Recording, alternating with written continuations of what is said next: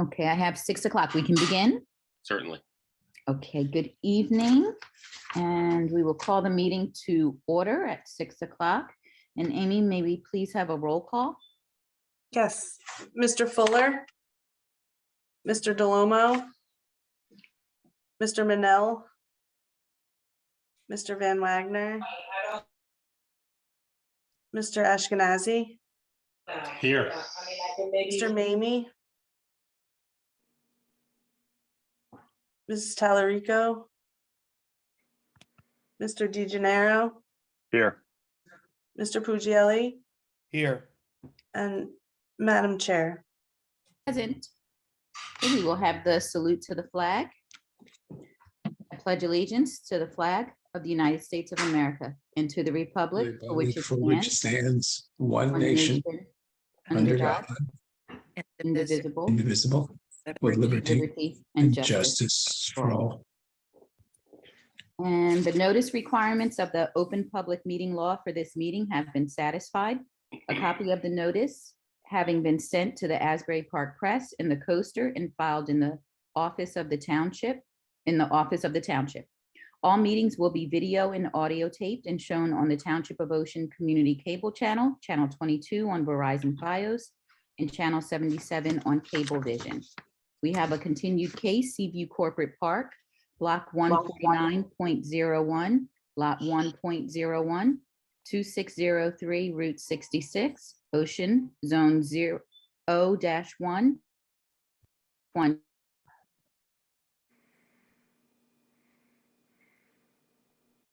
An applicable care, rehabilitation, and memory care. The construction will require several variances, including lot depth, building height, number of units, parking spaces, among others. The attorney for the applicant is Mr. Jeffrey A. Donner, Esquire. And Mr. Donner, are you here? Yes, I am, Madam Chair. Thank you. Okay, and at this point, I will ask Mr. Higgins if he can provide his report. And it may be just a brief summary from last meetings, please. Mr. Higgins, Yes. you're muted. Just before we start, Mr. Donner, we have a quorum. We have 4 members. We have the ability to open the meeting. Obviously, I think you need some D variances on this. Yes, we do. Okay, so you realize that you need 5 affirmative votes to those D variances, which is a little hard to get out of 4 people. But it would be our intention, I think this has been discussed with you, that we would have the hearing tonight and it would be continued to another night, at which time we will have those board members who have not been present tonight certainly listen to and certify that they have reviewed the tape to become eligible to vote. So at some point in time, you'll have at least 7 members to vote on this application. I understand that, Mr. Steinberg. I'm also hopeful that we might have 1 or 2 more members join tonight, but if not, Jeff, what you've outlined is acceptable. No one more is coming this evening than what we have presently. But everyone, to be reasonable in this conversation, if I were in your position, no attorney that I know would want less than 7 when it comes to D variances. That's always been the, litmus test for. So all of the members will be receiving and signing that they've listened to previous testimony for the next meeting. All right, I understand and I accept those terms. Thank you. The other piece of business we should discuss is, I believe Mr. Gazarovski is going to be representing 1 or more objectors, and I think we need to know who he represents.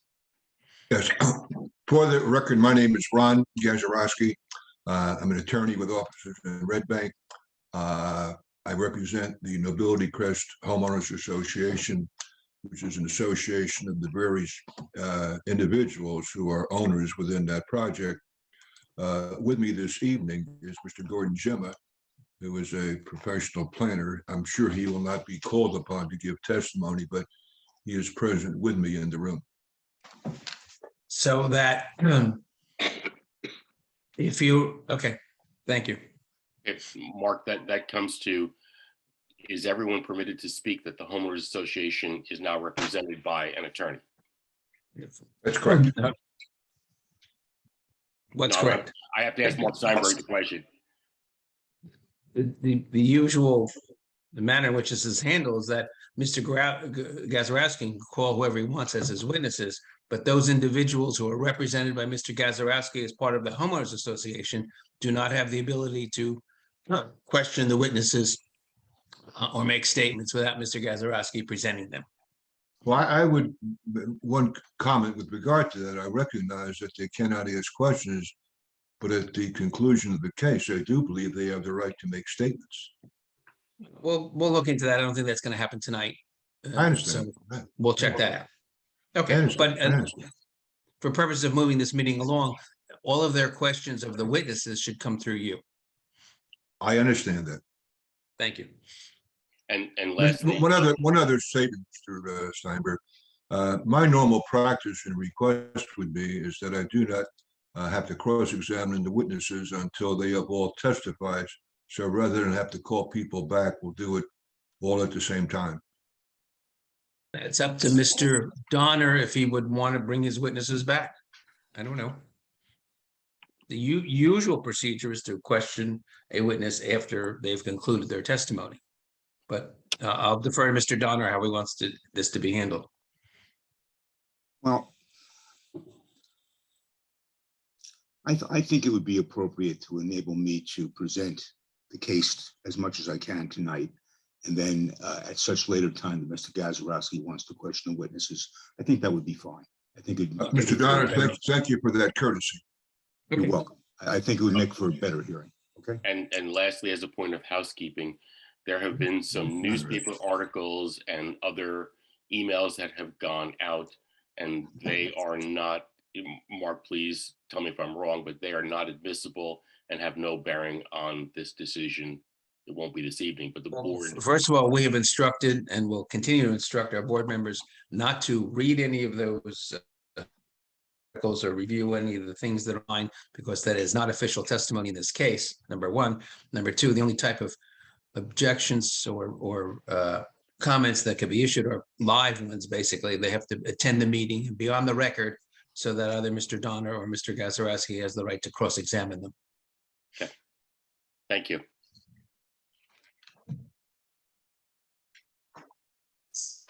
Mr. Donner, your case. Thank you very much, Mr. Steinberg. I just have a very brief statement to make before I. Well, I think I interrupted, and after your statement, I think that Chairman asked Mr. Higgins to just give a brief overview of the case. Okay, so why don't we have that done, since that was in motion, and then I'll.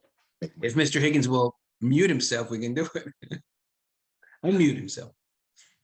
There you go. A lot of people would rather hear me muted. Okay, the application is for a planned adult community, or a assisted living facility that has a variety of different levels.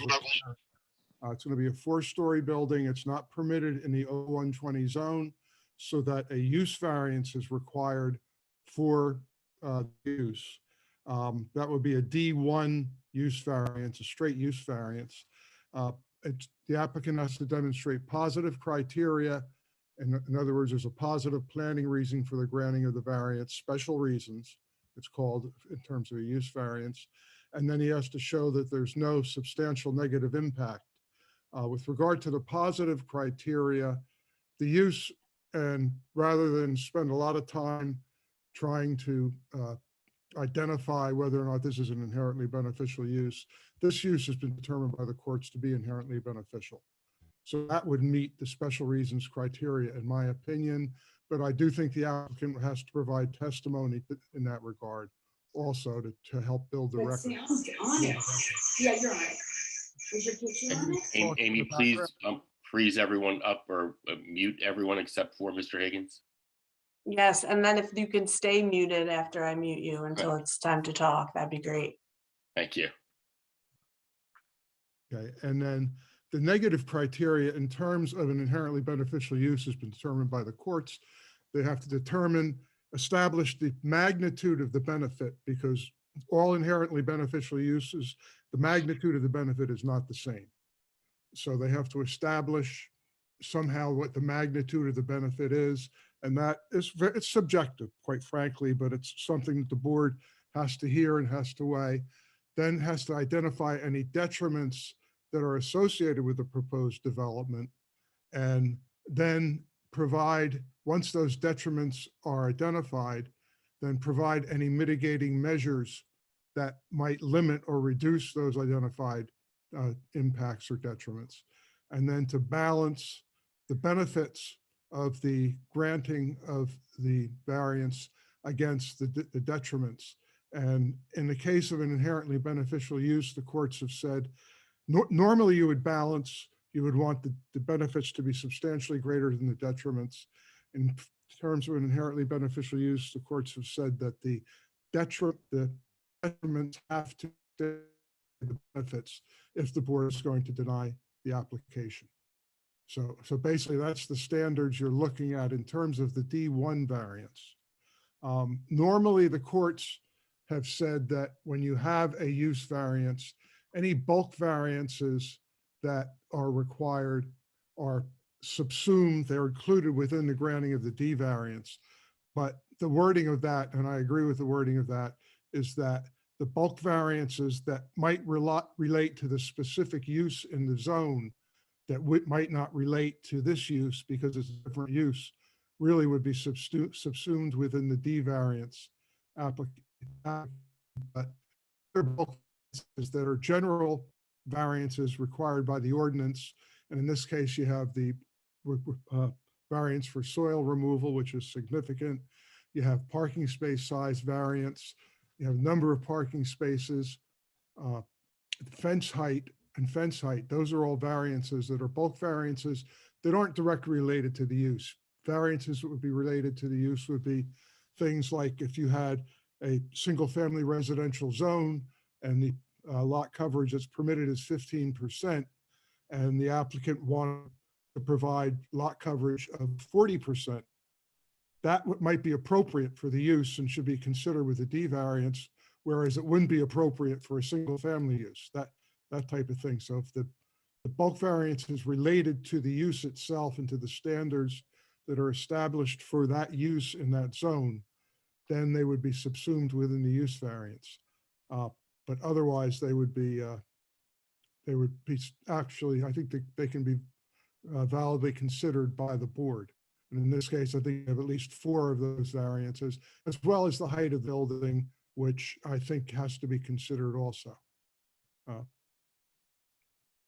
And basically, I think that's a general summary of what the application is and what the requirements are for the board. And Mr. Higgins, I just want to confirm, so the soil removal, the fence height, the parking, as well as the height of the building, in this particular case, they would be considered separate, not inclusive with the D1. Yes, that and I correct? think, Okay. and I'm trying to recall, I'm going over my report, it's been so long, that the height of the building may actually be another D variance, and I'll have to double check that. Okay. If it's more than 10%, right? Yeah, but if it's more than 10%, which I believe it is, so that's a D2. D6 variance, I think it is. D6. Okay. Okay, thank you. Yes. Mr. Donner. Thank you very much, Madam Chair. I just want to make a very brief statement. One of the things that the applicant has tried to do throughout this project is to talk with the adjoining neighbors, both Cedar Village and Nobility Crest. As a result of our discussions with Cedar Village, we found that one of their concerns was not to use Cedar Village for construction access to our project. And so in our agreement with Cedar Village, we established a construction access using Freehold Road. And that's been discussed, I think, in Mr. Besh's prior testimony. But then when we spoke with Nobility Crest a little more recently, when they expressed certain concerns, we learned that they were very concerned about the use of Freehold Road, because in the interim between when this project began to be discussed on a conceptual basis and today, which has been several years, 3 new buildings at Nobility Crest have been erected, Two of them face Freehold Road, about 60 feet set back from it, and one is a little further, but catty corner and fairly close to it. And their concerns were that our construction activity would be a major negative impact on their standard of living. And we considered that very carefully. As a result, we have, for this meeting, proposed a new construction access that neither would affect Cedar Village Boulevard nor Freehold Road. And we're doing that because we are concerned about meeting the needs of these adjoining communities. And there are other ways in which we've met the needs too. But this is the one I wanted to discuss tonight because I'm going to call back as our first witness tonight, Mr. Dave Besh, who is going to introduce for us this alternate temporary construction access. Mr. Besh? Yes, I'm here. Okay. Mr. Besh remains under oath. Thank you. Mr. Besh, would you put up on the screen the next exhibit in order? I don't know, Amy, if you have that number, but it's the alternate construction access that has been revised through March 29, 2022. Amy, am I able to share screen? Yes, I just gave you that ability. Thank you. Do we have an exhibit number, Amy, for this next exhibit? I have up to A10. All right, so we'll make this A11. Okay. Is everyone able to see my screen? Okay, so what I've shown is A10. It was slightly upgraded from a prior submission to add color coding for easier visibility. To just touch briefly again on what Mr. Donner has represented, our original proposal for construction access to the subject property would have been from the eastern end of Freehold Road, where my cursor is crossing now. And as you can see, the buildings E and F of Nobility Crest face Freehold Road.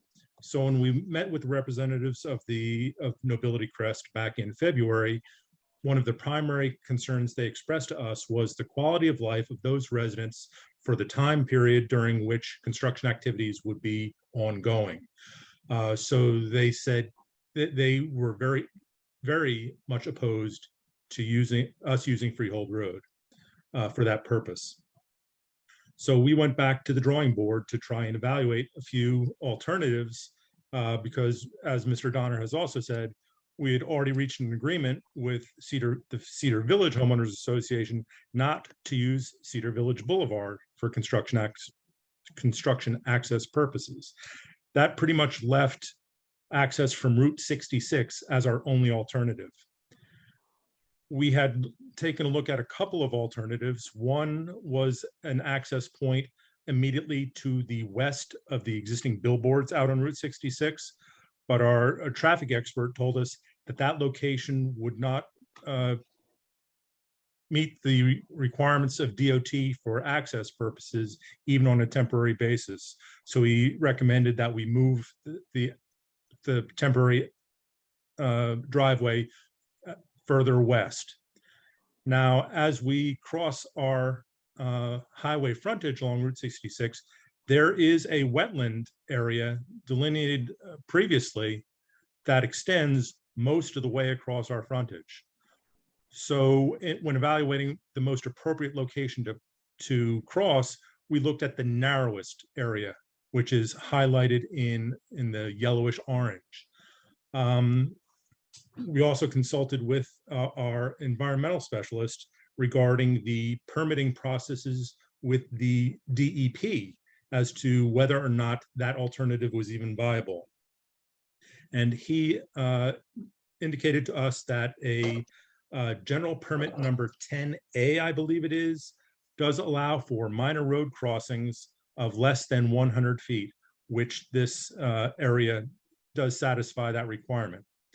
So we are designed the location showing the removal of the guardrails that occur in that area, not removal, relocation of those guardrails, and providing a stabilized construction and entrance 25 feet wide up to the point where we could connect to the original driveway proposal. Now, we understand that upon completion of construction, that this driveway would then be removed and restored in accordance with any conditions of the permit issued by the NJDEP, and we are comfortable with that. The board's consulting engineer had expressed a concern about the slope of the proposed roadway, and I'm going to zoom in a little bit. The first area where slope is a concern is in the right of way and within the first 25 feet of Route 66, where the DOT requirements are that the slope cannot exceed 4%. So we've shown some grades which are in red, and I'll zoom in a little bit tighter. Showing from elevation 65 and 66, we're coming up from the road from Route 66 at a 4% grade, so that stormwater runoff coming down Route 66 will not enter the site at the driveway. Once we have cleared the 25-foot setback designation, then we gently grade the slope back down into the site to an elevation of 65, where we've provided for a level area as we're crossing the wetlands itself. Underneath that wetland, roadbed, we are proposing a temporary culvert that would allow the drainage basin that includes the existing pond to the west, that if an overflow is necessary, it would continue through that culvert in the pattern that it does naturally. Then once we've cleared the wetlands, we would begin the grade up into the property. And the grade transitions up from level to about 5% to the steepest area, which is between elevations 75 and 90, a distance of about 105 feet, where the grade changes 1 foot vertical in 7 feet horizontal, which is a 14.3% grade. The reason we selected that grade as the maximum that we would propose is that is actually a little bit less than the existing grade that was present on the back side of the property when the site was used as the earthwork borrow for the Cedar Village project. As you can see, the differences between 5-foot contours on the backside, which was operated with no incident, is the same grade as what we're proposing on the front side. When we reviewed the coverages with the environmental consultant, the stone stabilized construction roadway itself at 25 feet wide has an area of 7,800 square feet. The area of wetlands disturbance, which has a maximum crossing on the east side of less than 100 feet, but the area of disturbance is 2,650 square feet. And if we were to calculate the entire area of the 45-foot wide disturbed area, which includes grading to either side, 10 feet to either side of the stone roadway, that overall area is 12,900 square feet. So those all fit within the parameters that are permissible under a GP10 minor roadway crossing. When considering that this would be reviewed as part and parcel of the entire site, the construction detailing, drainage calculations, and the whole works will need to be reviewed by not only the township, the planning board, board of adjustment engineer. It would also have to be reviewed and approved by the Monmouth County Planning Board, since we're creating, and engineering department, since we're creating more than 1 acre of impervious surface for the entire property. It would need to be reviewed and approved by the Freehold Soil Conservation District. it would need to be reviewed and approved by New Jersey Department of Transportation, and it would need to be reviewed and approved by the New Jersey Department of Environmental Protection, including their stormwater review. So again, we wanted to offer this alternative to show the interested parties that we are interested in working with them to come up with solutions that do not impact their quality of life, while still being able to comply with the rules and regulations promulgated by all the agencies that have jurisdiction over it. Mr. Besh, you have been explaining this construction easement, but is this in fact a temporary measure? Yes, it would be temporary. And once the site is, construction activities have concluded, we would be removing all the elements of the access roadway and restoring it in accordance with any requirements and standards promulgated by the NJDEP in their permit. Now, you also earlier in your testimony tonight talked about the entranceway of this construction access area onto Highway 66. Are you aware of any other group that we've engaged to address that entrance design?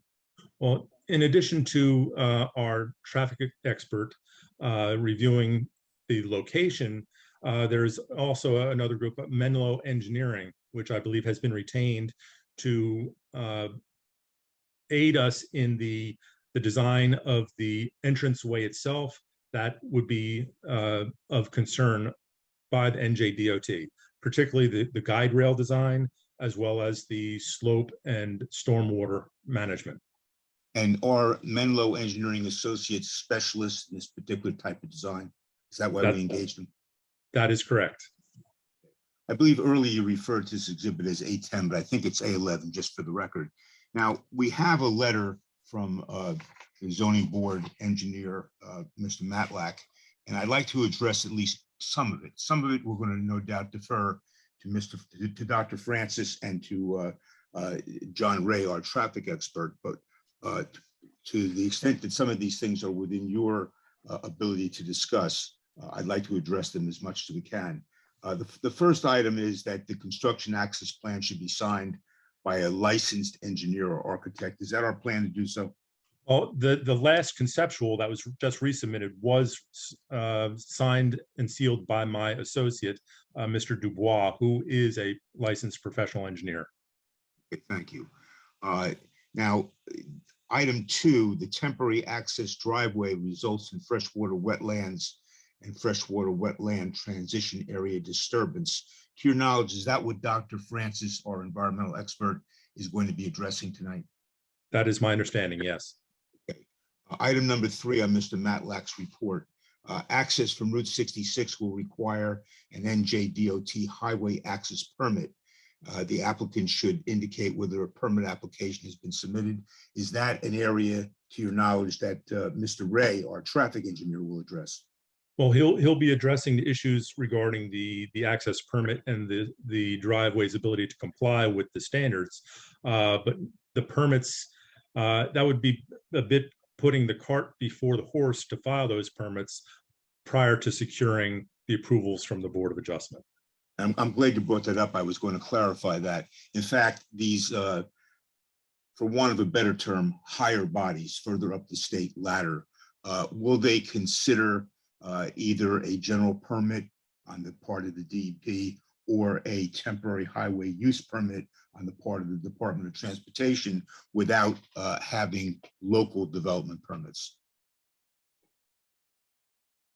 They will begin to review them, but in order to satisfy the permit submission requirements, full engineering detailing would be required.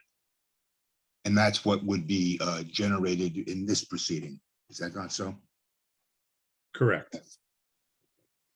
Moving on with Mr. Matlack's letter, item number 4, the proposed temporary drive, access drive indicates slopes up to 17.8%, with the majority of the driveway sloped at 14%.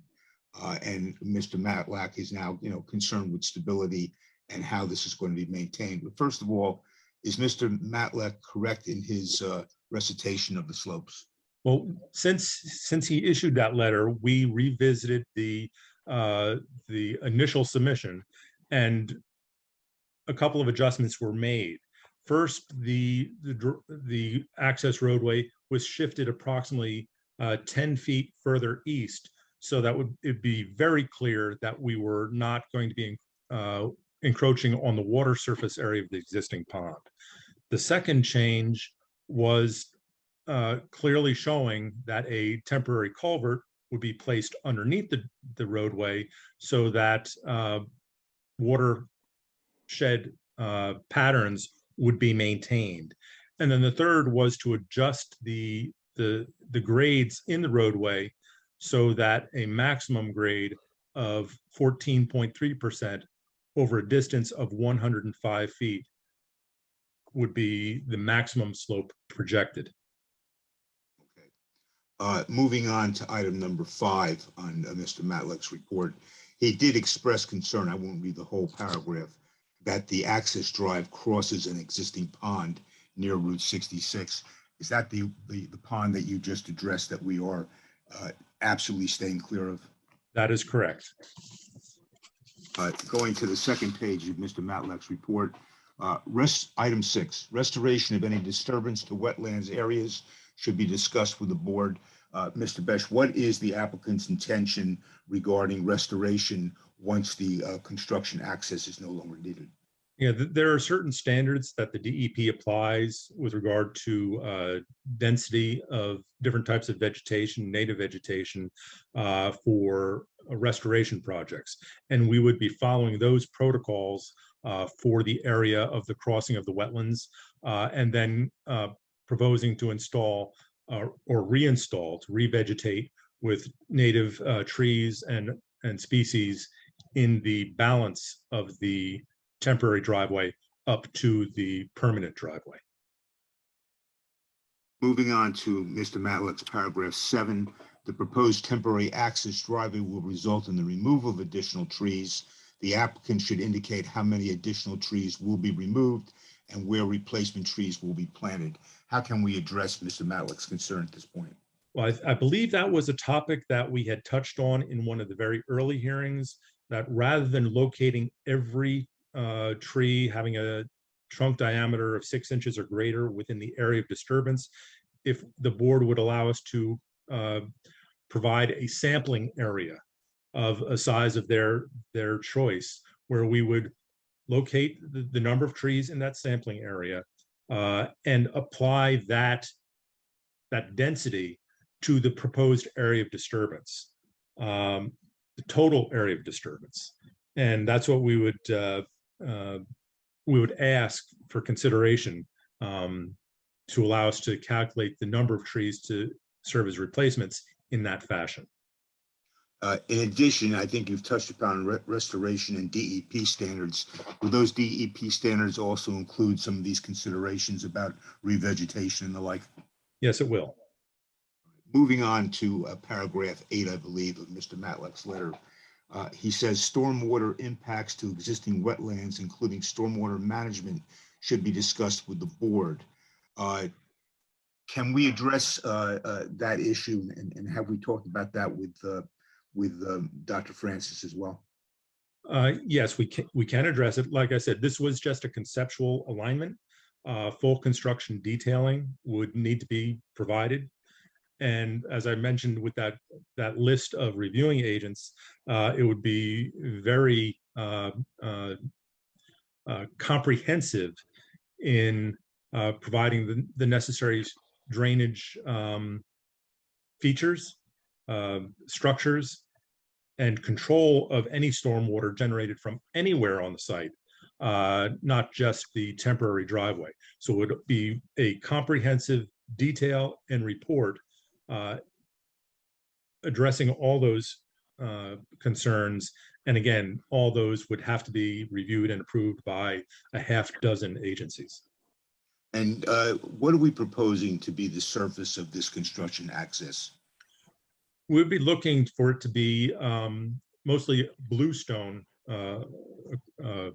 large bluestone rock you may have all seen it on construction sites where the stone is designed to knock the dirt off the vehicles, construction vehicles coming off the site, so that the soil would remain on the site.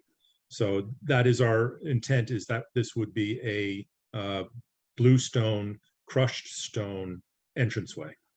Is that deemed to be a pervious surface also? In our experience, it has been because of the large voids. But again, when doing the calculations, stormwater calculations, it would be considered impervious for the purposes of those calculations. Okay.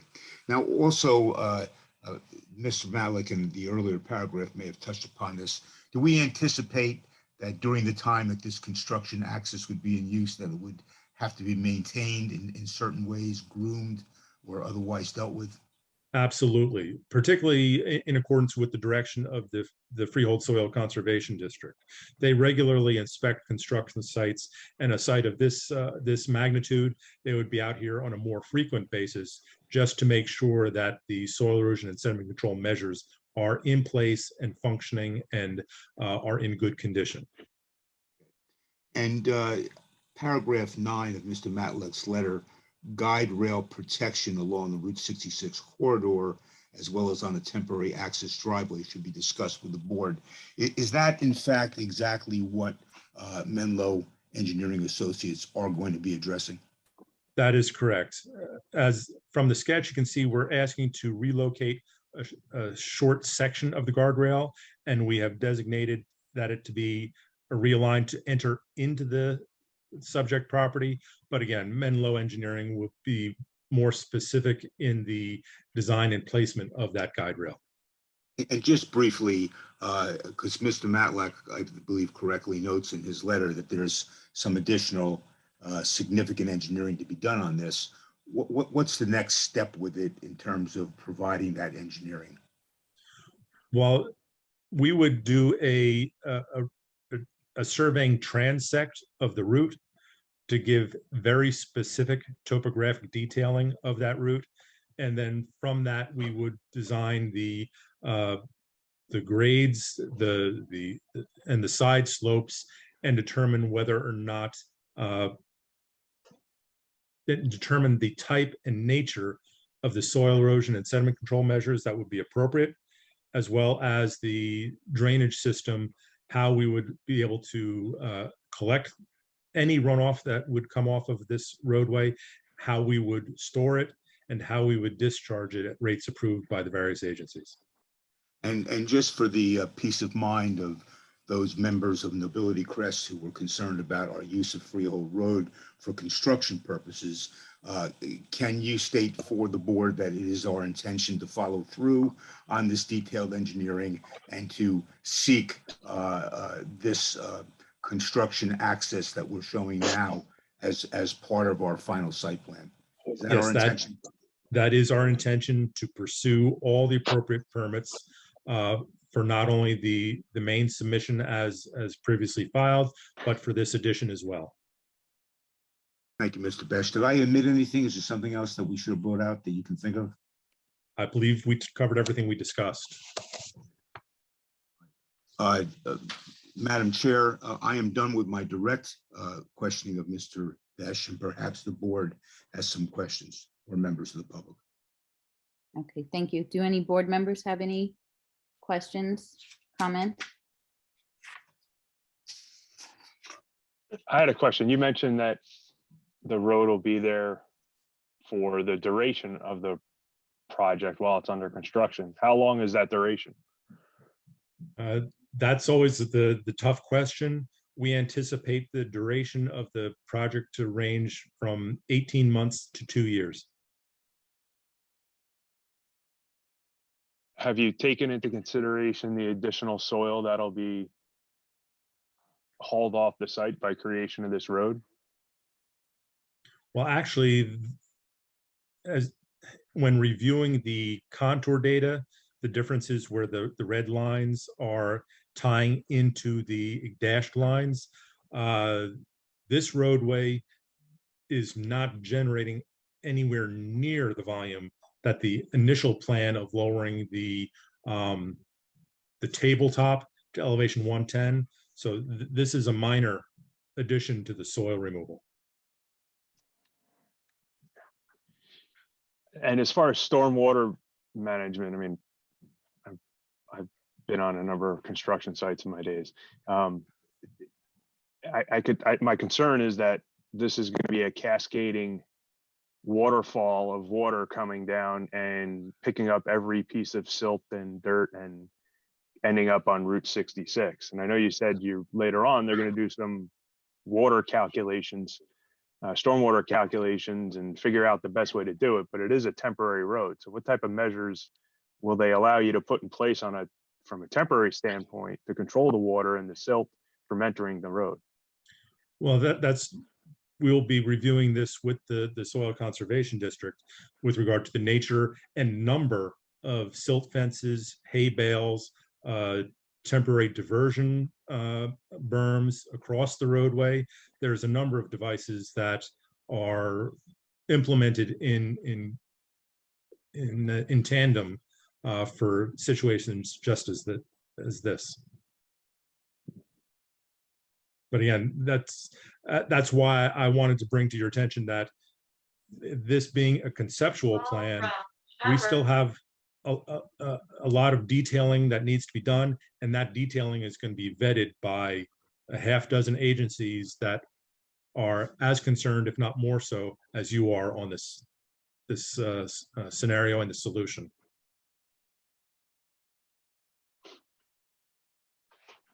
I have nothing else. Any other board members with questions? Yes. So for this temporary roadway for the construction site, how long do you think it would take to actually construct that? My concern is now you're building a roadway, but you need to have your construction material and vehicles somewhere around this area. So, impacts to traffic, road closure, stuff like that. So what kind of time frame does it take to build a road of this nature? I don't have an answer to that. I said we need to work out all the details with the other consultants to see the substantial nature of what we're proposing. And only when I know all the details could I possibly give timeframes. Thank you. Just a follow-up question to that. So that's not included in the 18 months to 2 years that you mentioned? Oh, it would be the start, because this was the route by which we would begin the soil removal. So we would first have to install and stabilize this roadway up to the hilltop. And then at that point in time, that's when we begin removing the soil that would bring the building pad down to the proposed elevation. Okay. Thank you. Any other questions? Madam Chair, I have a couple of questions, if that's all right. Yes, I'm sorry. I thought I said yes before I muted. Sure. Thanks. Thank you. So I know you said that the temporary access disturbs about 12,000 square feet of disturbance of the wetlands plus the transition area. I actually calculated a little bit less, but you're right on the cusp of the maximum for that general permit 10A that you mentioned from the NJDEP. Now the board doesn't have any jurisdiction over that, but I just want to bring that to everyone's attention that it's not just an easy permit to get from the DEP or, for that matter, the DOT and the county. As you said, you have a number of different outside agencies. So your order of operations here is to obtain approval from the zoning board before any of those permits are even submitted. Is that how I understand it? That's correct. Okay. Why is this only a temporary access? Why would this not be just the permanent access for the site? One of the considerations that was given at the onset of the project was permanent access. And it was felt that The site would be best served if access would be provided to Route 66 through a controlled intersection at the traffic light of Cedar Village Boulevard and Route 66. That way, vehicles approaching the site could come from all directions without having to automatically be diverted around the anticipated traffic circle up at the intersection of Route 66 and Bound Road. Okay.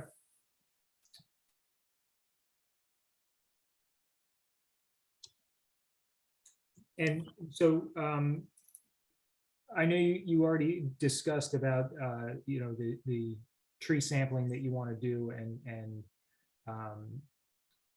have your restoration be calculated through that sampling.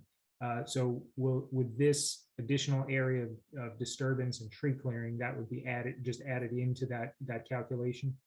Yes, we anticipate, or we've calculated based upon prior exhibits, that we will be disturbing an additional 2.3 acres.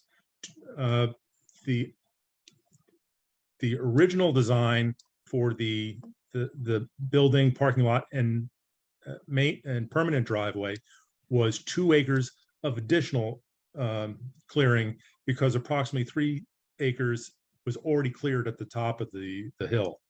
So this temporary roadway would result in an additional 0.3 acres of additional clearing. And that's the value we would look to use as the area for restoration and compensation. Okay. While we're on that, I would like to comment on that. This is a small area. It's 0.3 acres. It's 45 feet wide. What, about 350 feet long, Dave? Roughly? So you got 150 or 105.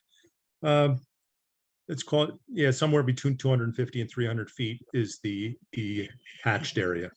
Yeah, I really think, given the slope of this area, the fact there are some wetlands involved and wetland buffers, I think this area they should have an actual count of the number of trees, and the restoration in that specific area should be related to that count of actual number of trees.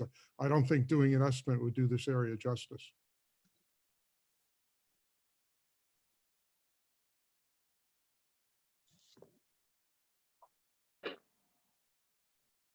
So a follow-up question, is that something that can be provided? Mr. Besh? It is something that can be provided. Okay. Any other questions? Are we talking about Dave, excuse me, Jim, only this area? Yeah, so I'm To talking be about only fully- this area. Only the area of the temporary road to be fully mapped out for vegetation. Yeah. The balance, are you okay with a sampling? Yes. Okay. Okay, before we do this, I'd like us all, before we do a ruling for Ben and Jim and Mark, to have a conversation to recommend to the board before we make a ruling this evening. No, I don't think we have to make a ruling this evening. It's something that we can consider. I was just wondering what he was talking about. Yeah. I agree with you. We need to review Based that, on make the that decision. information I have now, that's my opinion. Okay. It doesn't mean that it won't change if I have additional information. Okay. Any other questions from the board? Yeah, Actually, I have. Oh, I'm sorry. Go ahead. Touching on something Mr. Matlack said, if you left this temporary roadway permanent and had a dedicated entrance lane from 66, would that be viable? Again, when evaluating the nature of the use and the multitude of directions that the visitors and employees will be coming to this location, we thought it was a better alternative to route that traffic through the traffic light at Cedar Village Boulevard and Route 66, rather than having all vehicles have to exit onto Route 66 in a westerly direction and have to then navigate the eventual traffic circle that will be immediately to the west. Okay. And just following up on that whole line of questioning, the main access drive into the site from Cedar Village Boulevard between this temporary construction access and Cedar Village Boulevard, what is the schedule for developing that? And is there a plan for how it will be developed to limit as much as possible the impact on Cedar Village Boulevard? Can I comment? Dave, I don't know if you know this answer, but it goes to the agreement that we have with Cedar Village. And under our agreement with Cedar Village, if you're talking about improvements on Cedar Village Boulevard, as indicated on our site plan, they would be started at the commencement of our construction of the project. Cedar Village was concerned about that being delayed, and we're going to do that among the very first things that we would do on the construction. So again, where would the construction vehicles and equipment and so on that's doing the improvements to that is constructing that section of the main access drive, where would they be staged, and how would that function? Well, because there's doesn't seem to be any staging area or anything. Dave, you might be able to address this better than me, but obviously the scope of the work that we're doing on Cedar Village Boulevard is not of the same scope anywhere near it that we're talking about with this construction access or the remainder of the project. We're creating some left-hand turn lanes. We're rebuilding a gatehouse. We're putting some equipment in, gating and things of that nature. I don't see a intensity of equipment and machinery that in that part of the project that you would have in the main part. Yeah, but Jeff, you'll also be constructing over 200 feet of roadway from Cedar Village Boulevard to the point of where the temporary construction access is. That's the point I'm getting to, not the other construction items that are being done in Cedar Village Boulevard that obviously can't be avoided. But that's considerable construction in that looks like about 200 feet of roadway. Well, we do have a temporary construction easement from Cedar Village, but the answer, Jim, I think we'll have to figure it out to make sure we do it in a way that doesn't disrupt the use of Cedar Village Boulevard, and that the area can sustain. We'll have to work out that on some type of a schedule that makes sense. And I'm raising the issue because I'm sure that's an issue that's going to come up later on. So I think the issue is very valid and it should be raised. And but I think it's manageable. Now, I'm not the guy that's going to figure it out, but our commitment to do that first is manageable, and we can figure out a way with our people to do it in the least disruptive way possible.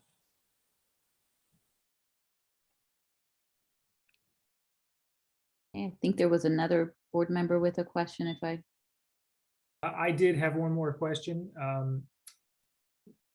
The temporary access road, you said bluestone is going to be proposed. Have you considered paving it, or is bluestone a better option?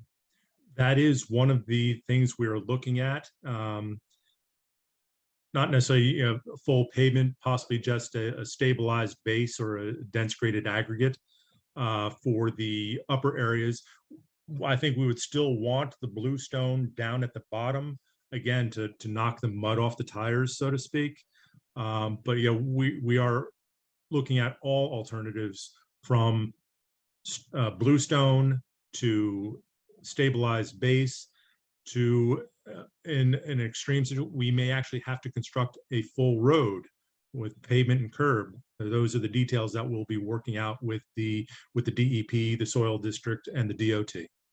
Yeah, I think that's definitely something that needs to be considered, especially because you're going to be hauling fully loaded dump trucks, to remove all that soil, and a large number of trucks are going to be traversing that road. So that's a detail I think that needs to be worked out. And, you know, the stability of that is critical. I agree and understand and agree. And that's all I Any have, other- Madam Chair. Any other board members with questions?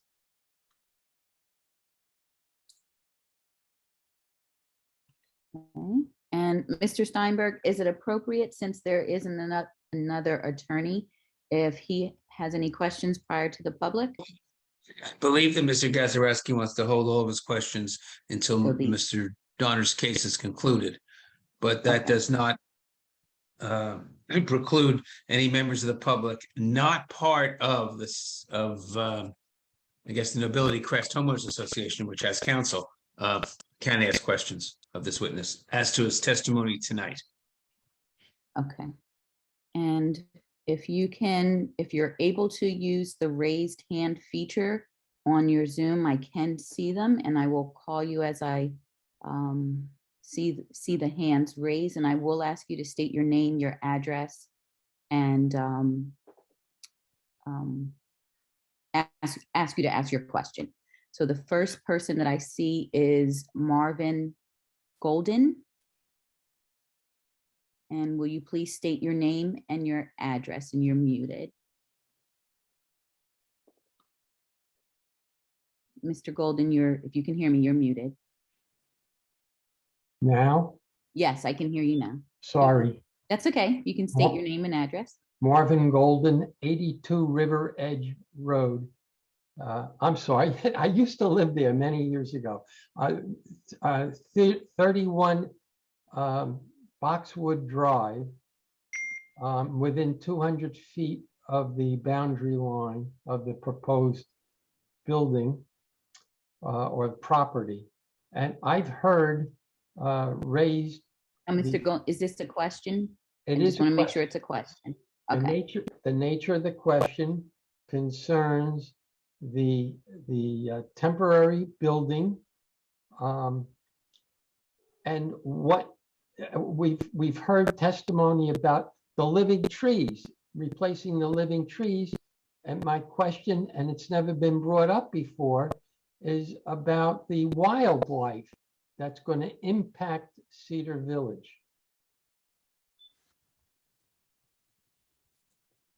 Okay, Mr. Gold, if you can just restate your question.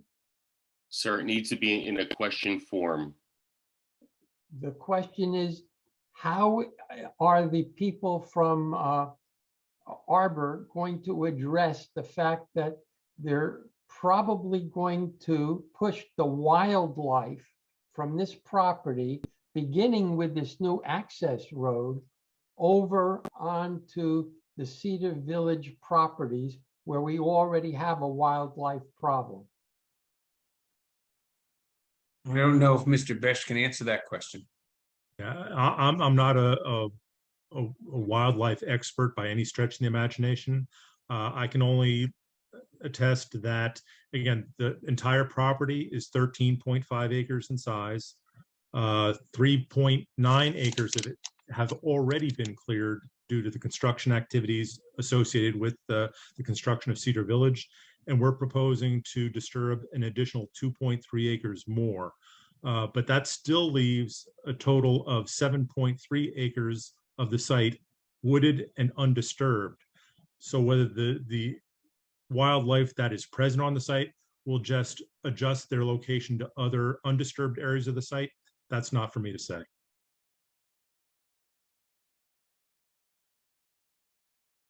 Mr. Donner, do you have any other witnesses who have any information on that? No, but I would like to ask Mr. Besh one question. Mr. Besh, have we encountered any significant wildlife in our visits to the property and for planning purposes and the like? The only wildlife that I observed and was concerned about were ticks Unmute. that Fine. we encountered during our field investigations and surveys.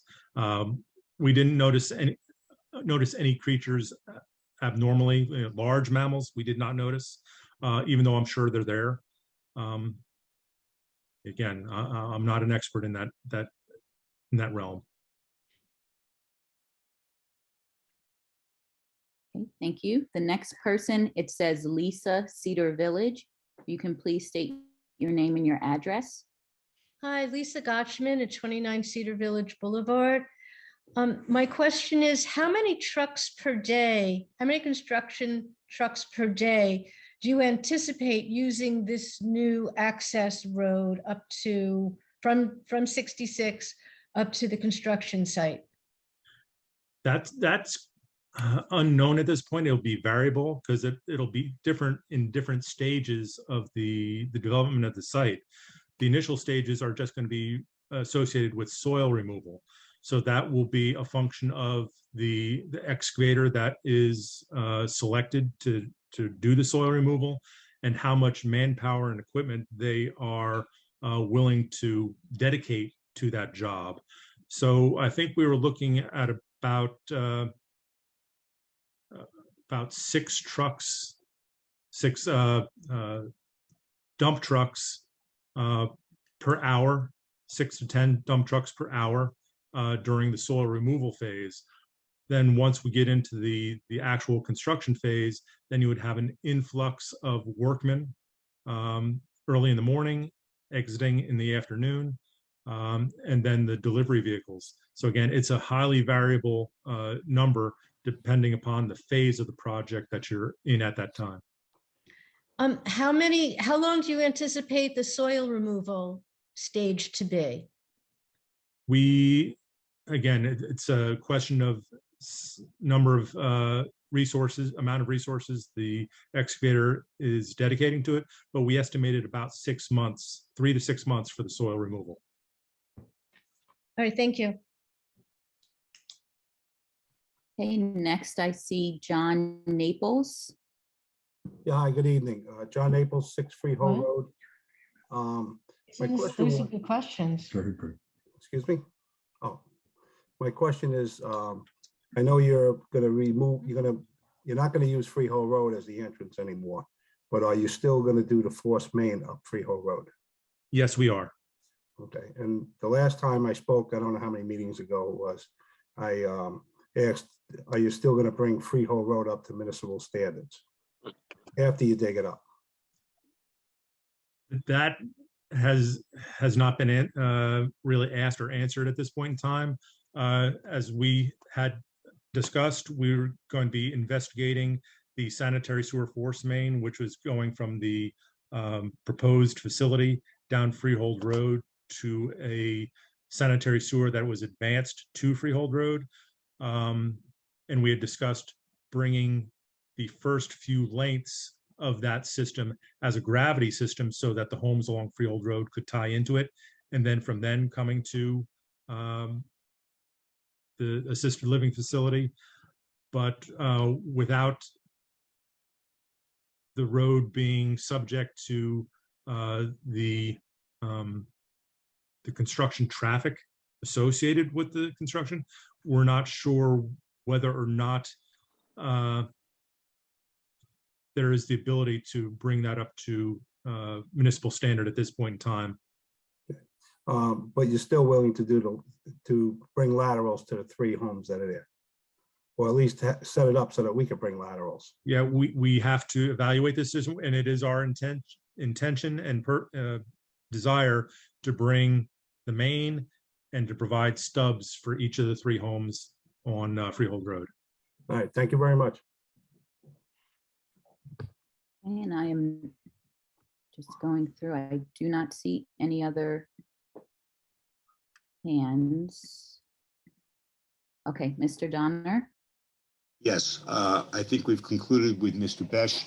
I would now like to call John Ray, our traffic engineer, to address some of the aspects about the Department of Transportation permit.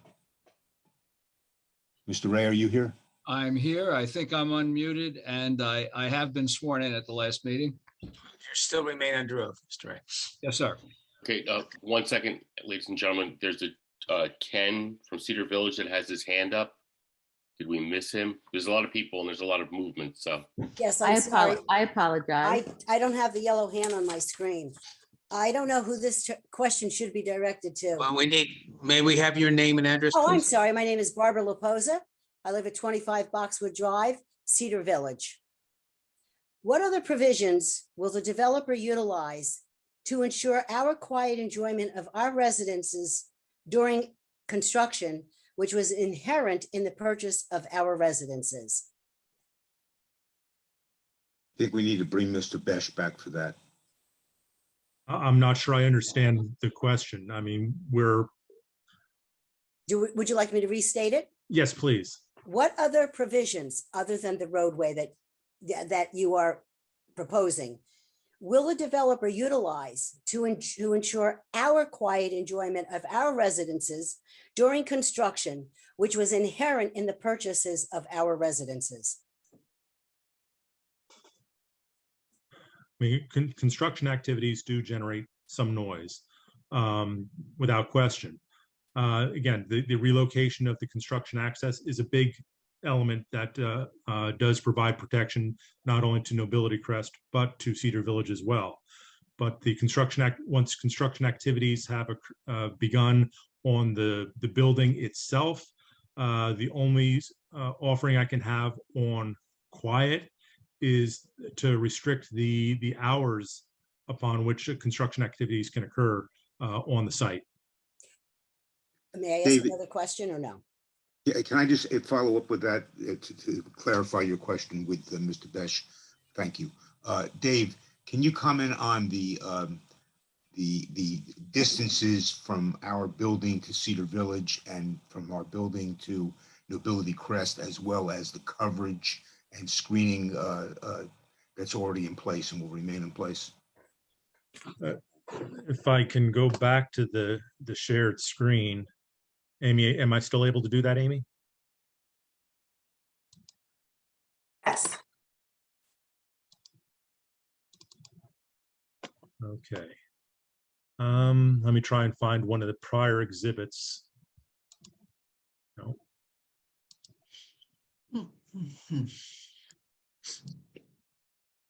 Okay, this being a copy of A1 showing the distances. I believe the distance from between building E of Nobility Crest and our parking area was 325 feet of heavily wooded area of land, which is no longer going to be subject to construction traffic. So we believe we've done as best we can in that area, buffering Nobility Crest from the construction activities. With regard to Cedar Village, we not only have if I recall, Sequoia is the first roadway and Boxwood is the second roadway to Dogwood. Boxwood, no. Dogwood. That's Boxwood is the first? Boxwood is the first left off of Sequoia. First left off of Sequoia. That's Boxwood right there. Okay, so our shallowest distance from our parking lot, or finished parking lot, to the property line is about 35 feet. Then we have the full right of way of Cedar Village Boulevard, plus the existing buffering that's present along the rear lots of that are on the south side of Boxwood. Add into that an elevational difference where we're about 20 to 30 feet up in the air, along with the evergreen plantings that are proposed as part of our landscape restoration plan. Aside from,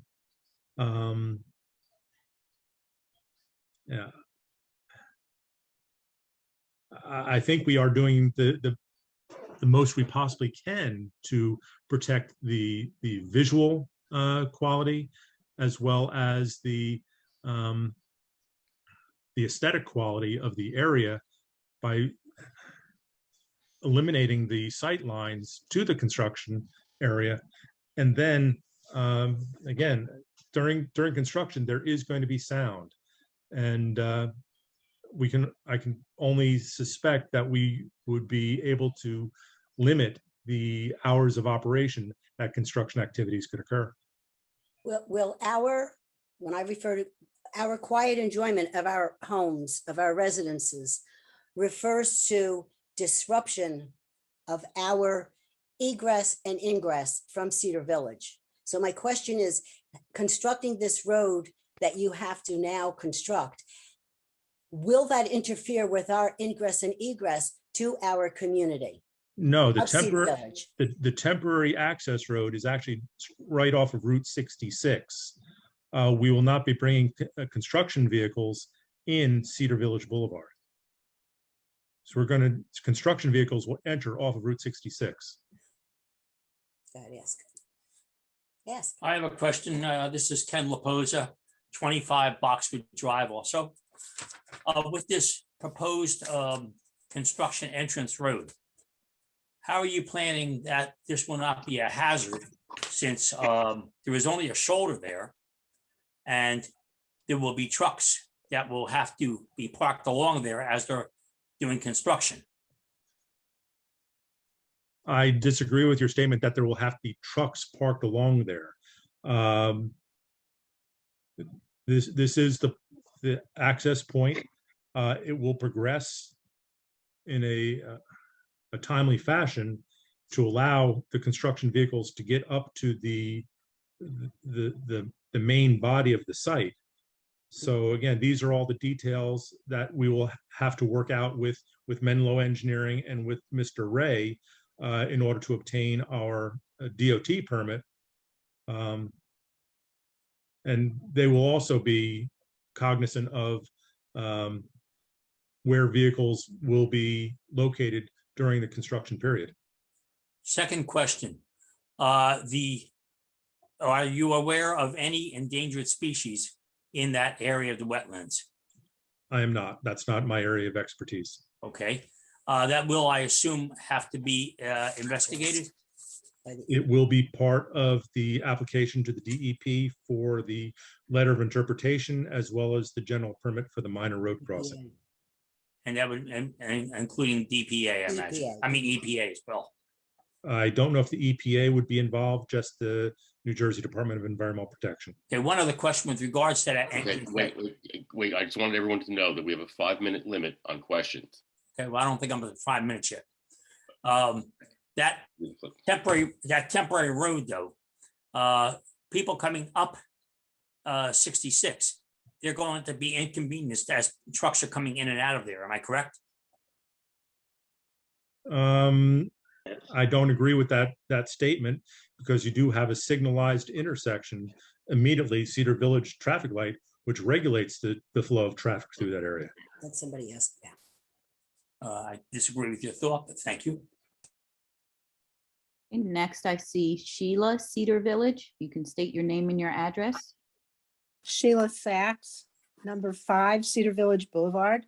Could you tell me how close the dumpsters will be to the house number 1 on Cedar Village Boulevard? House number 1 being the first house on the left. Yes, and I'm 2 houses up from that, but number 1, how close are they to the dumpsters that will be on that side of the building? Estimating it's about 200 to 250 feet to the first house. Okay. We're also about 30 feet above, with existing woodlands to remain in between. Okay. Thank you. John, Cedar Village.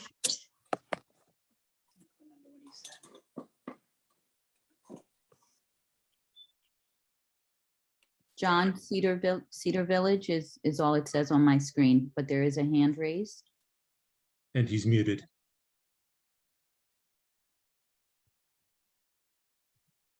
Okay, John, we'll come back to you after the next person.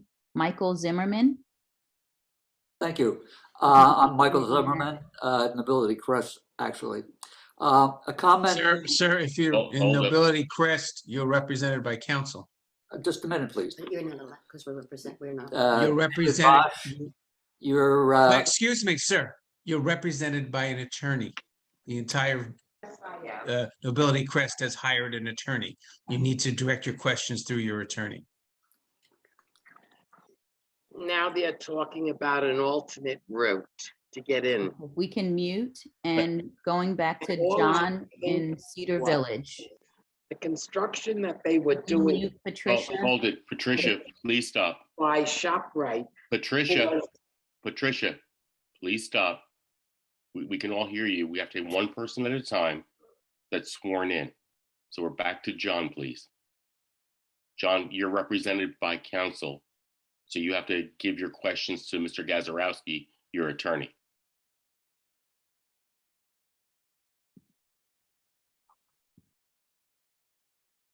And I'm going through and I don't see any other hands raised or anyone motioning. Yes, yes, yes.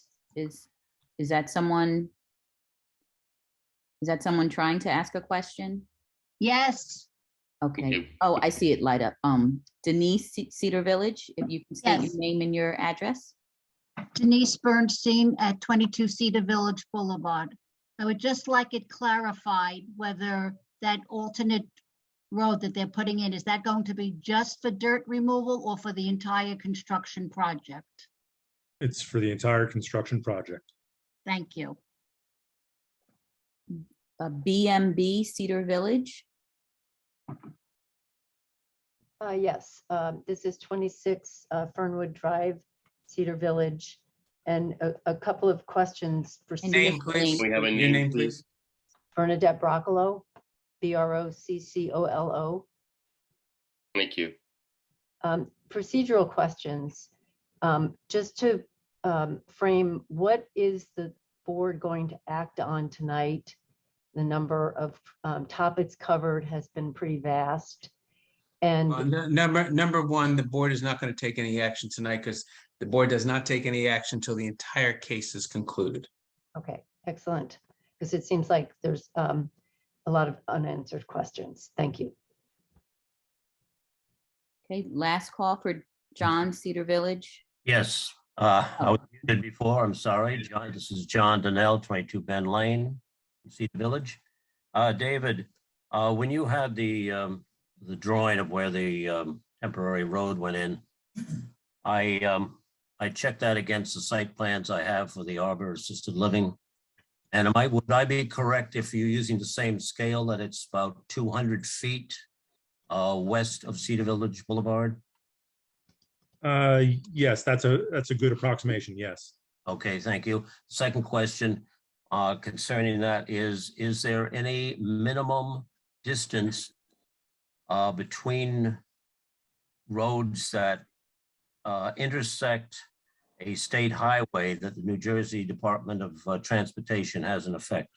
And that's what I believe Mr. Ray, the traffic consultant who is just about to offer testimony, I think he was going to touch on those topics. Okay, thank you very much.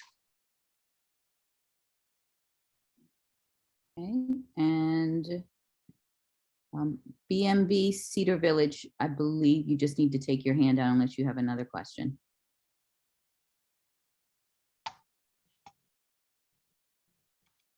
Okay, Mr. Donner. Thank you, Madam Chair. I'd like to next call to the testify Mr. John Ray, our traffic engineer. I believe I'm unmuted and I have been sworn in at the previous meeting. Yes, you remain under oath, Mr. Ray. Yes. Mr. Ray, at this juncture of the hearing, I'm just going to ask you to address the issues concerning the construction access and as it relates to the use of Highway 66 and this temporary highway use permit. Have you been able to take a look at the issues that pertain to that and offer us an opinion or an insight as to whether or not we can qualify for that highway use permit? Yeah, yes, I can. The NJDOT does issue temporary access permits for the type of roadway that Mr. Besh has testified to, and we are planning to use for construction traffic. So it is something that's obtainable from NJDOT. As Mr. Besh has indicated, some additional engineering details that his office will have to provide will be worked out with DOT. And in addition, Menlo Engineering, who are essentially specialists in doing this kind of work, they have been hired to design the entrance to Route 66. Guide rail is going to have to be removed temporarily, and it's going to have to be replaced on the radius of the road, the temporary access road. And Menlo Engineering, they're specialists in doing this. Our firm has worked with them last 30 years doing DOT access permit applications, and they're very capable of handling that work.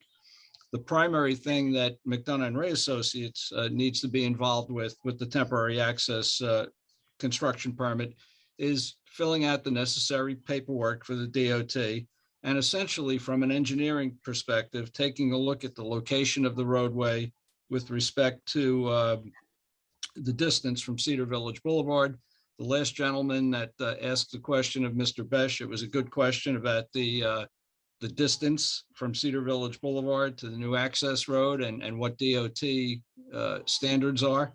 And what the DOT requires is a 100-foot tangent between the curb returns at Cedar Village Boulevard and the beginning of the radius for the new temporary access road. It needs to be 100 feet minimum, and we meet and exceed that figure.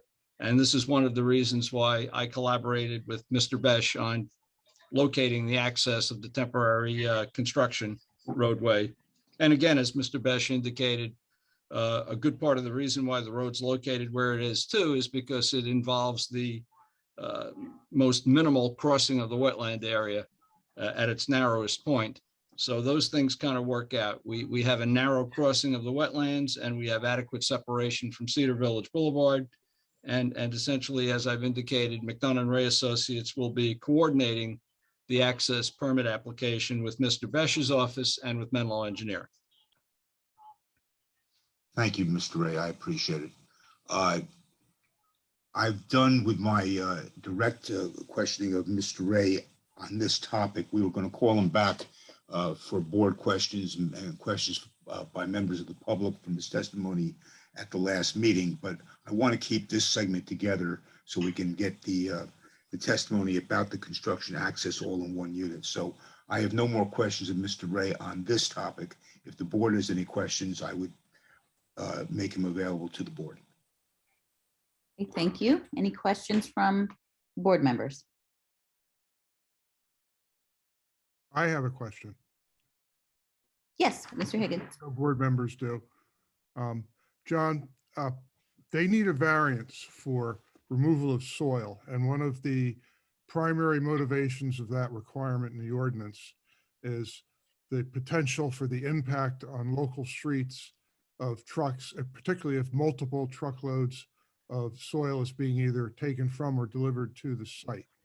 Have you done any kind of a study to determine, and I know it's very difficult to do in this instance, but to determine where those trucks are going to be coming from and where they're going to go once they leave the site on this access road? For example, would they be most likely to stay on the state highways to go someplace, or would they be likely to go up Asbury Avenue and down either Bound Road, or further up and go down Green Grove Road, or be coming from those locations? So I think that's the crux, one of the big issues as far as besides the fact that there's an aesthetic issue, which is outside the realm of your testimony, but of the extensive soil removal in this application. I have not done that study. That's usually something that is worked out, assuming that the applicant gets an approval from the zoning board. Those details are usually worked out with the township as far as the hours that the temporary construction access will be allowed to operate, the days, the hours, and truck routes. And I'm sure the applicant will be willing to work with yourself and the township engineer to establish truck routes. And we don't know who the construction company is going to be that's going to be performing this work. So we don't know exactly where they're located right now, but the applicant will certainly work with the township to make sure that the days of the week, the times that the soil can be removed from the site, and the truck routes are put into place so as to minimize the impact, certainly to the local roads in the area. That's usually always done in a project of this magnitude, and I'm certain that my client would be willing to do that. What are the current peak hours of traffic in or around Cedar Boulevard and the temporary access road? Good question, and I'm going back and referring to my January 4th, 2021 traffic impact study. The peak hours, based on our traffic counts at Route 66 and Cedar Village Boulevard, the peak hours in the morning, the peak hour, the one highest peak hour in the morning is between 8:15 and 9:15 a.m. And in the afternoon, it's 4:30 to 5:30 p.m. And just to remind the board, as to the testimony I provided at the last meeting, those peak hours on Route 66 are outside of the peak hours for the assisted living facility because of the shift changes. The primary day shift starts at 7 in the morning, ends at 3 in the afternoon. So the traffic volumes on Route 66 from 6 to 7 in the morning, or actually 6:30 to 7:30, are approximately half of what they are from 8:15 to 9:15. And again, in the afternoon, the peak hour volumes on Route 66 from 3 to 4 p.m., which is when the primary shift change ends at the assisted living facility, are about 300 cars lower than the afternoon peak hour from 4:30 to 5:30.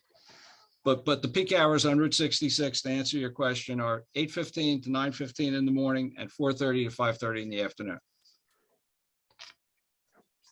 Thank you.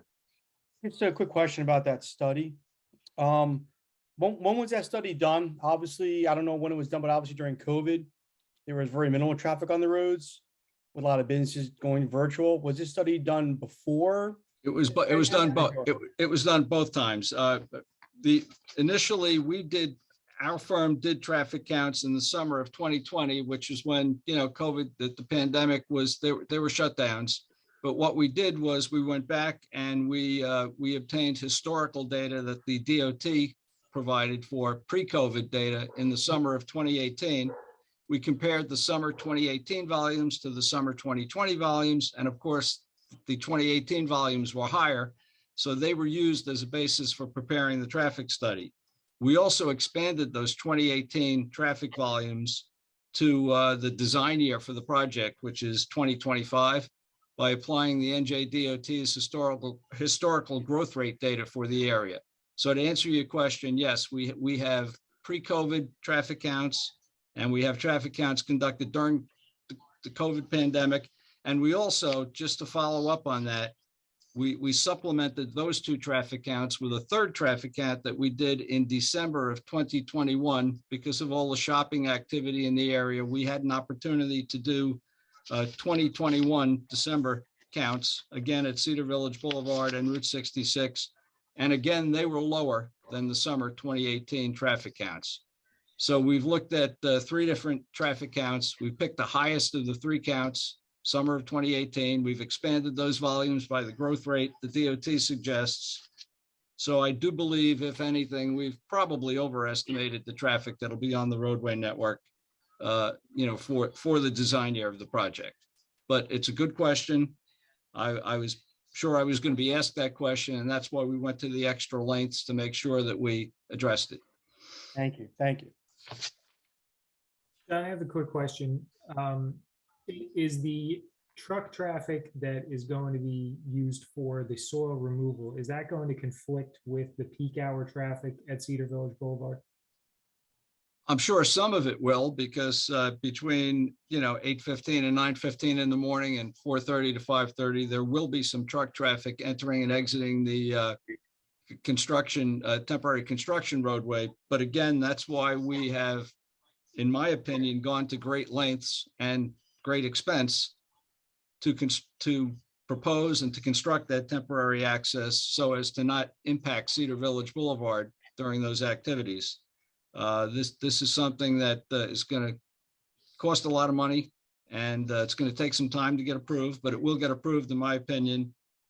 But of course, the truck traffic entering and exiting Route 66 will be going in and out to some extent during peak hours on Route 66 and peak hours for Cedar Village.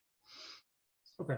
And will there need to be like an auxiliary lane on 66 built for, an auxiliary turn lane, or will that be figured out with the state? That's up to the DOT. There is a full width shoulder in that area. So my expectation is that would not be necessary, but ultimately that's up to the DOT, but there is a full width shoulder in that area.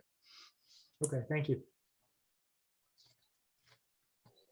Any other board members with questions? Okay, we will now have questions from the public. If you can raise your virtual hand, or I see Marvin Golden. You can again state your name and address. Marvin Golden, 31 Boxwood Drive, Cedar Village. Does not common sense indicate that there's a problem from any heavy truck turning right going up Route 66 on a 2-lane highway where the shoulder slims out because there's a divide in the highway between 66 and Asbury Park and Asbury Avenue. And they're starting from a stop and starting in first gear. Doesn't common sense indicate that that's problematic? Absolutely not. And to be perfectly honest, it's a good location for a temporary access. The traffic signal at Cedar Village will provide gaps in westbound Route 66 traffic for that truck traffic to exit from the temporary access roadway. It's properly spaced from Cedar Village Boulevard. The sight distance is good on Route 66. There's a shoulder, so I disagree. We'll have to agree to disagree. Okay. Okay, next we have Lisa, Cedar Village. Hi, Lisa Gotchman, 29 Cedar Village Boulevard. Mr. Ray, I have a question about the traffic studies that were conducted. Has a projected traffic study been conducted of the intersection of Route 66 and Cedar Village Boulevard? When I believe you're going to have shift changes 3 times per day with 90 employees coming into Arbor and 90 employees leaving Arbor. I understand that, you're looking at, have those studies been done? Yes, to include? yes, that's part of what's included in my January 4th, 2021 study. And in fact, as I indicated before, although the primary day shift change, the 7 a.m. to 3 p.m. shift does not coincide with the peak hours on Route 66 and the peak hours at Route 66 and Cedar Village Boulevard, I assumed a worst case scenario, one in which our shift changes did coincide with the peak hours. Even though that's not going to happen, I did a very conservative analysis that's been factored into the traffic study. And the intersection of Cedar Village Boulevard and Route 66 will operate at level of service A during the AM peak street hour and level of service B during the PM peak street hour.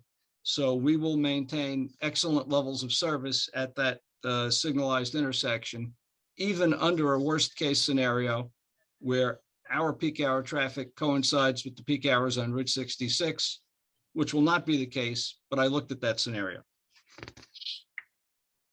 So how backed up will the Route 66 jug handle get when 90 employees are trying to get into Arbor at the same time? It's the traffic's light there operates, I believe, on a 90-second cycle. So there are 40 cycles per hour. Okay, if you think of it in those, and the traffic's not all going to, arrive exactly at the same time. So what's going to wind up happening is there will probably be 4 or 5 vehicles per cycle on the jug handle, which can easily be accommodated. No way. Well, that's your opinion, and I appreciate it, but I've been doing this for 47 years. So, but I appreciate your opinion. Next, we have Margaret Hickey. Hi, my name is Margaret Hickey. I live at 44 Sequoia Parkway. My question being, we're talking about this huge construction site with dump loads of trucks coming, going. What about all the construction for the largest circle in the state of New Jersey that's being constructed right outside our door? I'm not sure I follow. Largest circle. That's know, what I'm told. Route Well- 66 is being converted to 2 lanes straight through over to Route 33. Correct. Okay, I've looked at the DOT plans. They're replacing the traffic signal at Wayside Road and Bound Road there with a, what we call a roundabout. I've looked at the DOT plans. I think they're going to turn out to be pretty well. At one point in time, I guess I was a little skeptical of roundabouts, but roundabouts are circles, am I right? well, they're a little bit different. Roundabouts are a little bit different with respect to the fact that vehicles within the roundabout have the right of way, unlike traffic circles where the major street traffic would usually have the right of way. A roundabout is a little bit different in that when you're inside the roundabout, you have the right of way. And I have to tell you, they've worked a lot better than I thought they would. I've got one outside, not far from my office here in Wall Township, the Manasquan Circle, which has been converted to a roundabout about 2 years ago, and it works just fine. It's really cleaned up the activity. Traffic proceeds through the roundabout a lot more safely and efficiently, in my opinion. And I think the roundabout will be safer and more efficient than the current signalized intersection there. Did anyone factor in the truckloads of dirt into these roundabouts? I think the roundabout will be built before this arbor construction. Yeah, am I right? Hopefully it will be. I think it might be pretty soon, but the DOT, when they design these roundabouts, they make sure that the turning radius for trucks, and there are trucks, the trucks that are going to be hauling dirt out of the site are going to be single unit trucks. There are going to be even larger trucks. There are going to be Home Depot and Walmart delivery trucks navigating the roundabout, and it will be designed for that activity. Well, I traveled the Collingswood roundabout many times. That's the worst thing in the world. But I can't understand why you're putting all this traffic and then putting it into a new roundabout that nobody knows that roundabout history. They think it's a circle. Ms. Hickey, do you have another question? Yes. When will the construction start on the Arbors if all this goes through? Probably a better question for Mr. Donner, but as soon as all the approvals are perfected, I'm sure construction will start. I'm not sure exactly how long that would take. We can be optimistic, but I don't know. I just want to give a point of information. This is really only the first stage in the approval process for this project, because after we get, hopefully, development approvals from the board, we have a whole cycle of approvals that we have to obtain from the Department of Health, which is a very rigorous process. So we're a ways away from doing construction on this project. Okay. My next question is, this is a healthcare facility. The total amount of people working there will be 90? On the day, on the heaviest shift, the 7 a.m. to 3 p.m. Yes. And what about the other shifts coming and going at the same time? Yeah, I've got those, did factor those numbers in. The other shifts are going to be 30 to 40 people, if I'm not mistaken. They'll be about a third of what the primary day shift is. Okay, thank you very much. Thank you. Okay, next I saw Ken, Cedar Village. Yes, thank you very much. Ken Laposa, once again, 25 Boxwood Drive.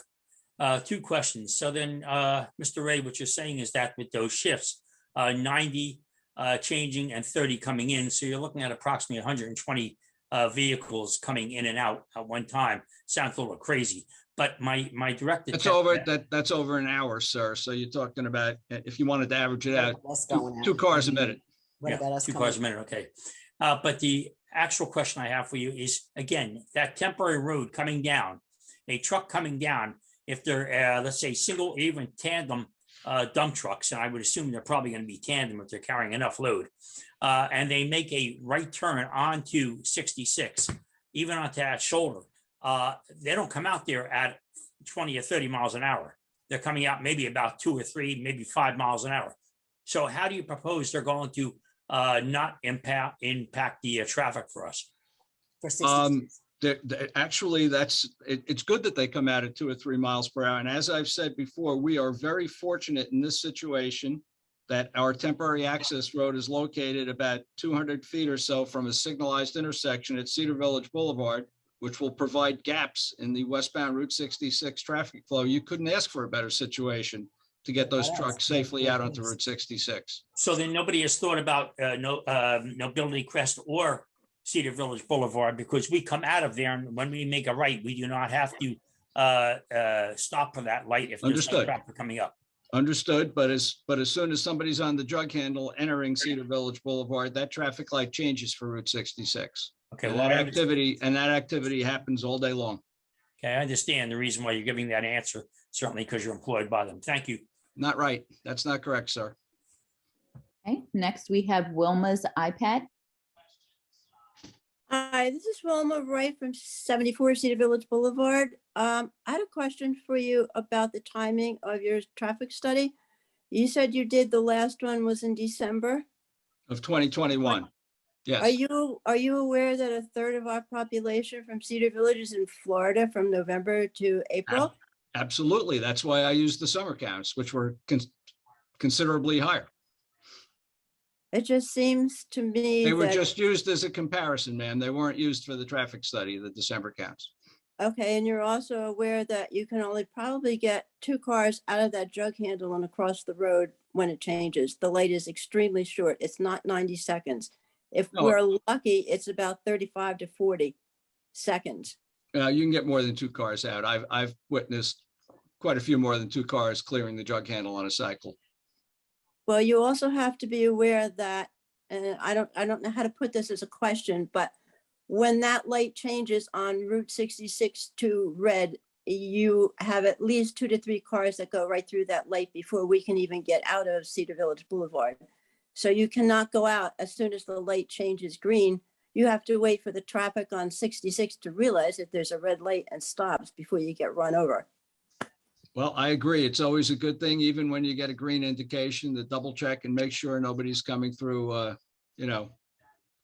a red. It's a good idea to take a second look. That happens at every signalized intersection across the state, across the country.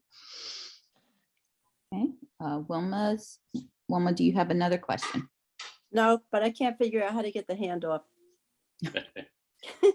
Just touch it one more time. It should go down, but I won't call on you again. Okay. I see Lisa Cedar Village. Is your Yes. hand still up previously, or you No, have it's a new another? question. New question. Lisa Gotchman at 29 Cedar Village Boulevard. Mr. Ray, I have a question about the egress from the roadway that's going to be built from Cedar Village Boulevard up to Arbor, once the construction roadway is taken away. When visitors, trucks, residents, whoever are coming down the hill to exit Arbor, will there be curbing or something else to prevent people who are coming from Arbor onto Cedar Village to make sure that they turn right and do not turn left onto Cedar Village Boulevard? Yeah, unless they happen to be people that live in Cedar Village or Nobility Crest, there's no reason for them to make a left turn. We don't want to restrict that turning movement in the event somebody wants to go back to Cedar Village or to Nobility Crest. But as far as employees are concerned, they have no business, no reason to make the left turn and go back into Cedar Village or up to Nobility Crest. So That may be so. That may be so. But what about a car that turns left by accident, or they'll do it once a in large delivery truck? How are they going to turn around and get out of Cedar Village if they make the left-hand turn by accident and they can't get through our gates? They'll do it once and they won't do it again. That's the answer. How is a truck is there going to be enough room for a truck, a delivery truck, a fire truck, whoever, to work its way? It makes a left-hand turn, has to get back down to the intersection.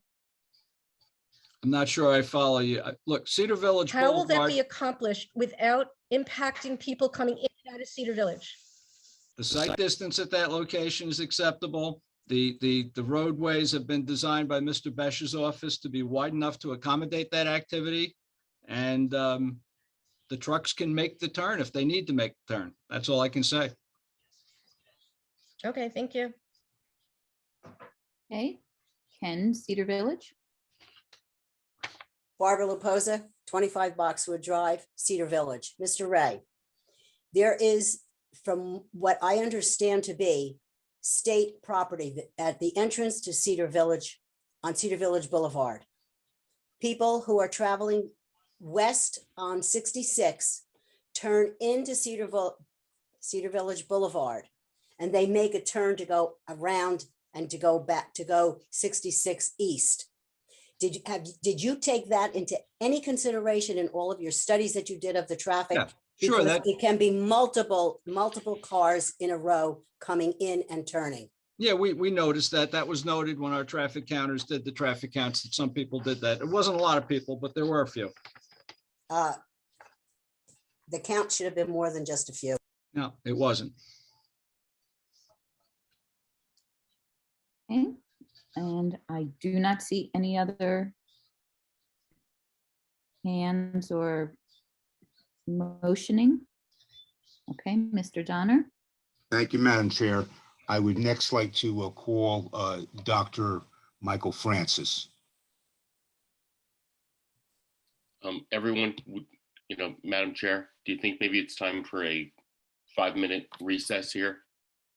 Sure. It's been almost 2 hours for people to step back a little bit and gain themselves.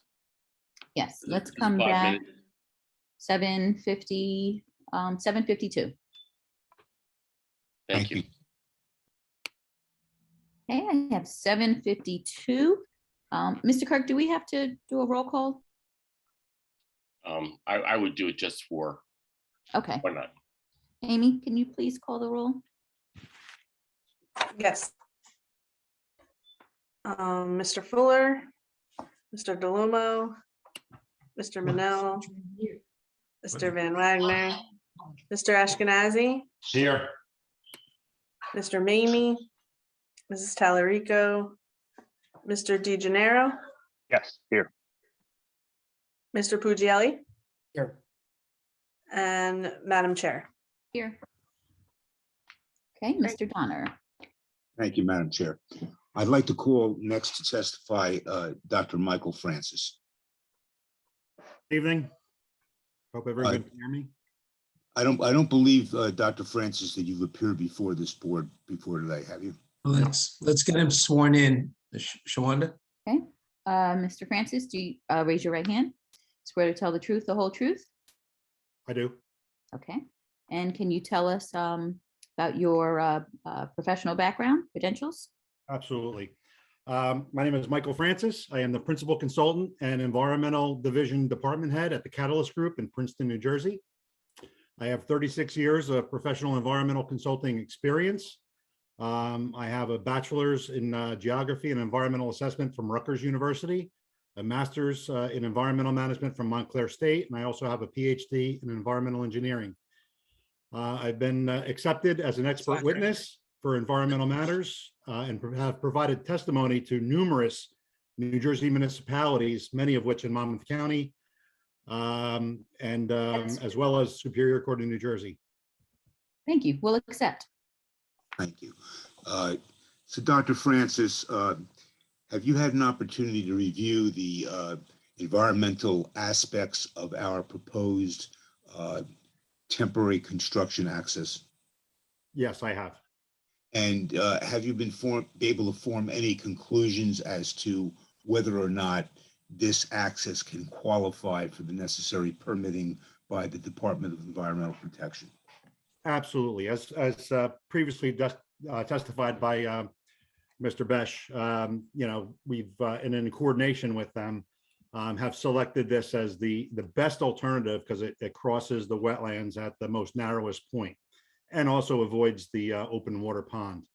The disturbance, which has been calculated to be roughly 2650 square feet, is well below the general permit 10 threshold of 1/4 of an acre, which is 10,000 square feet. So in essence, where the DEP allows 1/4 acre of crossing of wetland disturbance, we have 1/16 of an acre. And the transition area or buffer is automatically waived, with that disturbance. So the DEP does not accumulate the wetland impact and the buffer impact on a general permit crossing. So like I said, this crossing is well below the thresholds. It meets the conditions of the general permit. Cross drainage is allowed with that culvert. It allows for, drainage. We can't cut off drainage, so that's one of the conditions. And it also allows for a low flow fish passage as well. It's, as long as the conditions are met with the general permit, they're pretty much given, because general permits are that they're pre-selected activities that have relatively minor environmental consequences. That's why they fit into these categories for general permits. Along with that, general permit requires stormwater management review to the very stringent New Jersey stormwater management control standards. So that will have to be, fully evaluated, calculated, and measures taken. And as previously testified to, about a half dozen agencies are going to have really keen interest on this stormwater control. But in your opinion, Dr. Francis, when this review process is over, would you expect that we would qualify for the general permit and receive that permit? Absolutely. And just a note that these general permits are typically for permanent roadway crossings. The fact that this is temporary in nature, albeit 18 months to 2 years, and will be restored following construction, is just a plus, for the environment. Madam Chair, I don't have any more direct questions for Dr. Francis. If the board has questions, I'll turn them over to the board. Any questions from any board members? I have a question, Madam Chair. Dr. Francis, can you tell us exactly how the temporary access road will be restored? The roadbed material will be removed.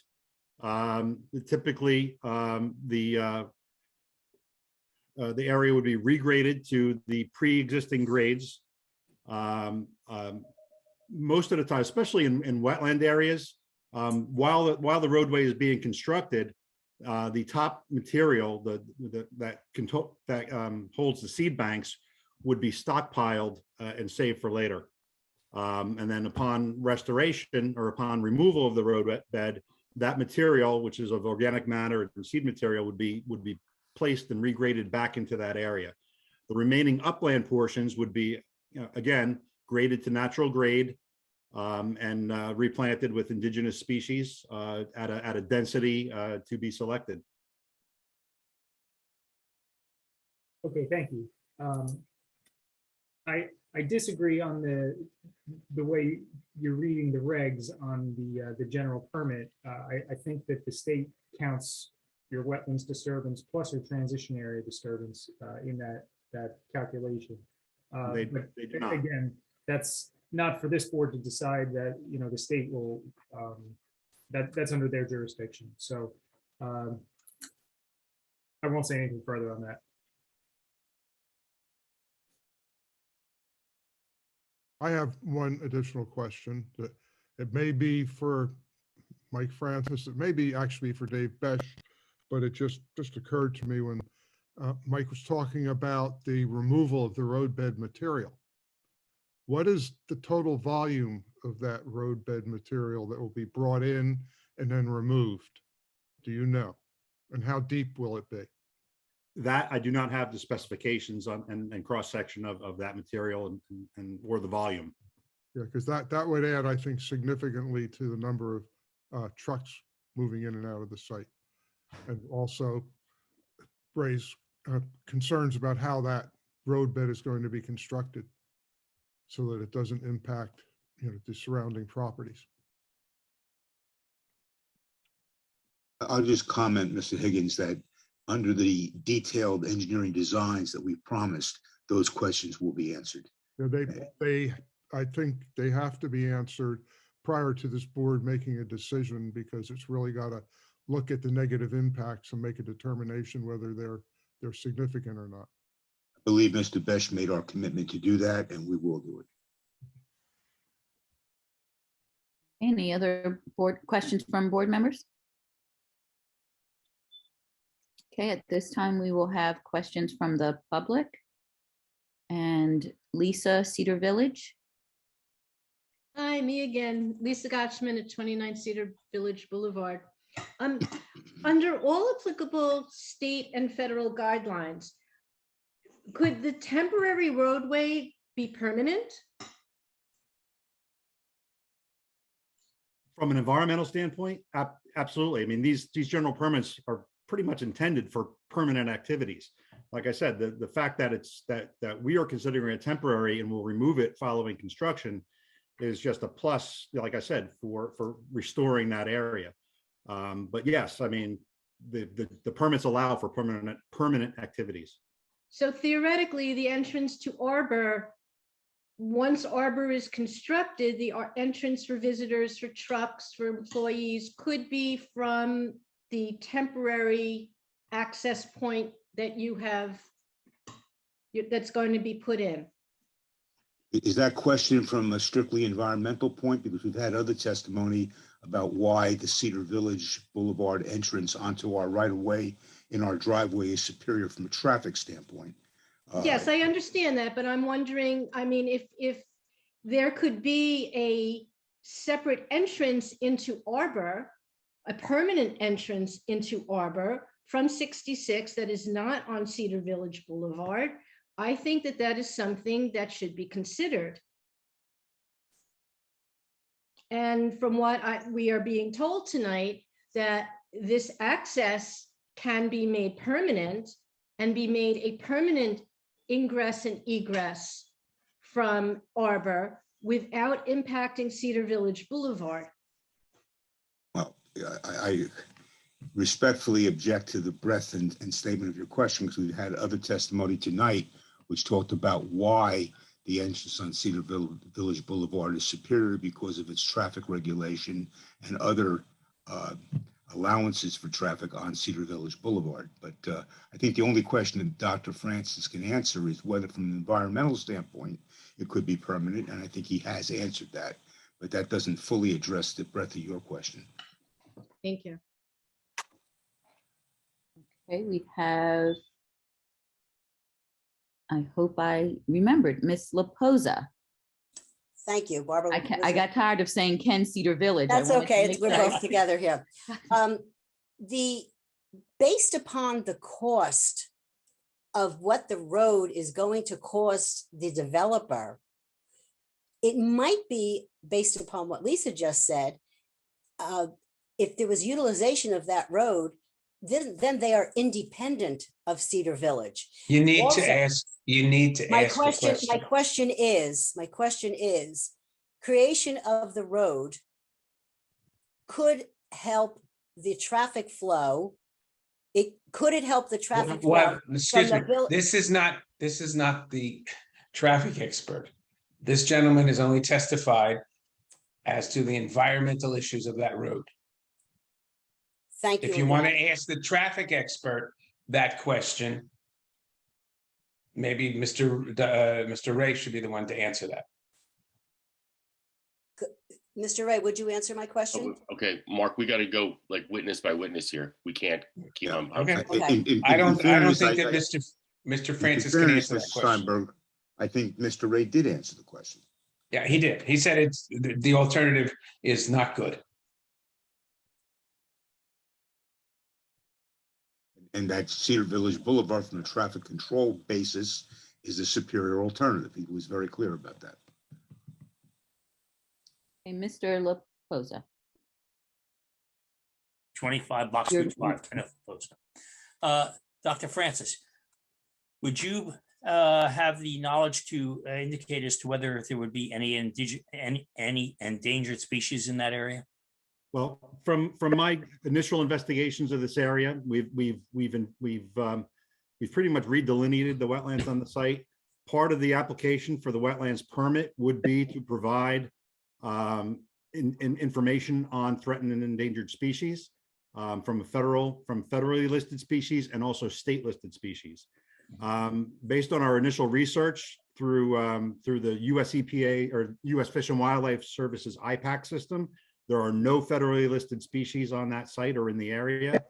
And with the New Jersey DEP, with their landscape mapping program, now they don't, this is not a sighting by sighting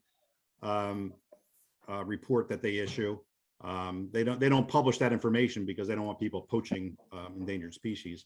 But what they have done is they have mapped patches of areas throughout the entire state and have ranked them into various systems, where rank 5 it would be your most sensitive habitat. In this area, the pond is actually ranked 3, and the rest of the site is ranked 2, and that's primarily because of different foraging habitat to not necessarily threaten an endangered species, but species of special concern. So we have species such as, I think it's, oh yeah, here we go, osprey, great blue heron, and black crown night heron that would possibly forage in that area.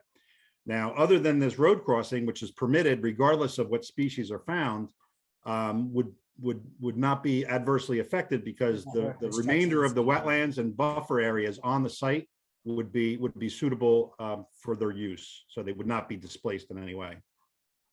Okay. Thank you very much. I hope that answered your Mr. question. Donna, thank you. I understand why you like it, because our roadway is pretty.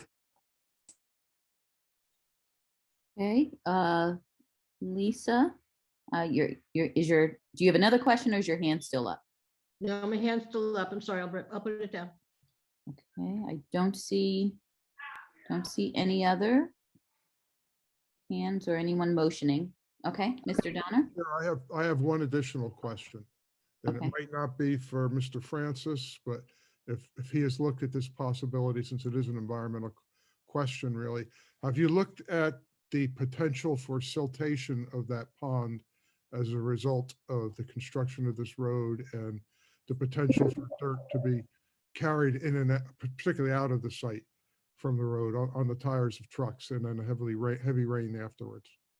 Yeah, I personally have not looked into that to that detail, but from my understanding and you know, knowing the process, that's primarily an engineering function, and in the design and in the approval from the Freehold Soil Conservation District in terms of the measures that would be taken to prevent that, whether that be you know, hay bales, silt fence, double silt fence, any other diversion structures that Mr. Besh had testified to before.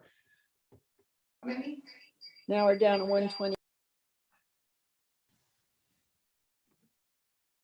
Are there any other questions? Okay, Mr. Donner? Thank you.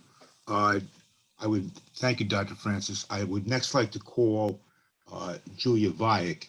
Before I do, I just want to make another very brief statement. At our prior meeting, there was some concern and interest by the board to determine what our building would look like visually in comparison to other structures in the area. And I believe Mr. Fuller, who's not here tonight, specifically asked for some type of information along those lines. And in response to that, we have created an exhibit that Julia Vajek from Vi Engine is going to introduce for us. And I'll call to testify Ms. Julia Vajek, who is testifying from the UK. Ms. Vajek. Hi, good evening. Thank you, Mr. Donner. Good evening. Could you, I guess we have to have you sworn in before we can do Ms. anything. Vajek, if you can raise your hand, right hand. Do you swear to tell the truth, the whole truth? Yes, I do. Okay, thank you. Thank you. Ms. Vajek, can you tell us a bit about Vi Engine, what it does, and also your role within that company? Sure. Thank you, Mr. Donner. I will start with a brief introduction. Good evening again, everybody. My name is Julia Vajek, and I am one of the managing partners and head of project management at Visengine Ltd. Visengine is an international company, and we are one of the lead in the industry of 3D visualization and virtual reality. Visengine is based in the UK, and we have been servicing within the real estate industry since 2009, and I have been with the company for about 7 years. Visengine team consists of professionals specialized in technical 3D modeling, in 3D visualization, and visual representation technologies. Depending on the expertise of our professionals, they have background in architecture, in interior design, in video production, in landscape design, and in IT development. All of the team members of Visengen regularly undergo continuous professional development internally and externally. And Visengen as a company undertakes various types of commercial projects of different scales. So it could be a private residency villa, or it could be an urban master plan development of a new city, such as New Cairo in Egypt, for example. Visengen also regularly assists architectural studios and real estate development companies with production of visual presentation material and deliverables such as accurate visual representations and visually verified views are regularly used by our clients for the purposes of planning application hearings across London boroughs, across the UK generally, and also in other jurisdictions. So on this occasion, we have assisted Seaview Corporate Park with production of a 3D fly-through animation video of a portion of Ocean Township around Route 66 in Monmouth County, New Jersey. The purpose of the video was to showcase visual and spatial relationships between the proposed project, the development of 255 bed assisted living, long-term care, memory care, and rehabilitation facility, and the adjoining properties. So the 3D fly-through animation video provides information on visual and spatial relationships looking from the adjoining properties at the proposed facility. It also provides bird's eye view as well as aerial overview of the entire neighborhood. I would like to address a few points about the technical side of how the 3D fly-through video animation has been created by Visengen team. So to touch upon this, essentially the 3D fly-through animation video has been created based on a computer-generated 3D model of the neighborhood. Now the 3D model itself has been developed based on the two main sources of technical input data. The first source of technical input data is an extracted 3D model from Google Earth. The Google Earth is a globally recognized computer program which renders a 3D representation of the Earth. And the value of it is that it allows seeing cities and landscapes from various angles.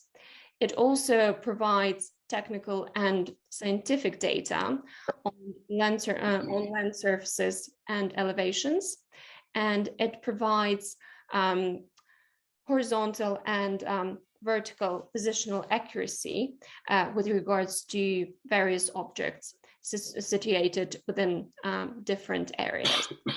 Now, as far as the second source of information is concerned, Visengen team has developed two separate 3D models of the site of the proposed facility, as well as a 3D model of the existing Nobility Crest site.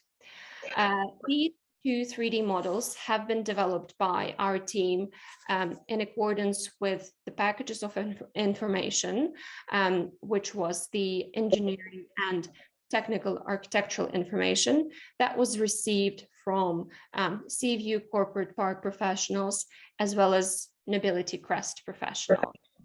So the packages of information which we received comprised of architectural plan elevations, excavation profiles, landscape layout plans, color renderings of site plan layouts, as well as photographs of the existing sites. So essentially, the exported Google Earth 3D model has been combined together with animated 3D models of the proposed facility and the animated 3D model of the Nobility Crest site as it exists on the Nobility Crest site and as it is proposed to exist on the site of the new project, based on the architectural and technical information which the Zengen team has received. I would now like to play the video which our team has created, and I would like to share my screen for that purpose. If you could allow me to do that, please.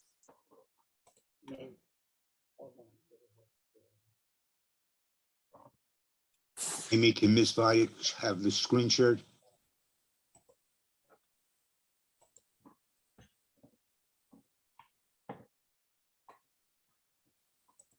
Okay, thank you very much.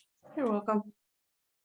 Before you begin the actual playing, Ms. Vaya, could you give us some insights as to the kinds of indicators that the people will see on the video so they can understand what is being displayed? Yes, sure, Mr. Peter. So at the moment, you can see the starting screen of the video. So the video itself will depict certain areas within the subject neighborhood. So we have a portion of Cedar Village. We can also see the 3D model of the proposed facility, as well as the recreated 3D model of the existing Nobility Crest site. Now, when you watch the video, you will notice that we have incorporated certain visual aids into the video itself. So the first one is, in fact, the overview of the subject neighborhood. As we continue with the video, we also have a separate screen which indicates individual cameras which will be depicted throughout the video. Each camera is numbered and the same screen will follow. It will be shown in the right-hand bottom corner. So you will appreciate where exactly we are at a particular moment in time, and you will be able to essentially follow each camera as we progress with the video. Another visual aid which you will notice when you watch the video is a green rectangle. Essentially, it will be longer than its height. And the purpose of this visual aid is to provide you with an indication of where exactly the proposed facility is located at a particular moment in time.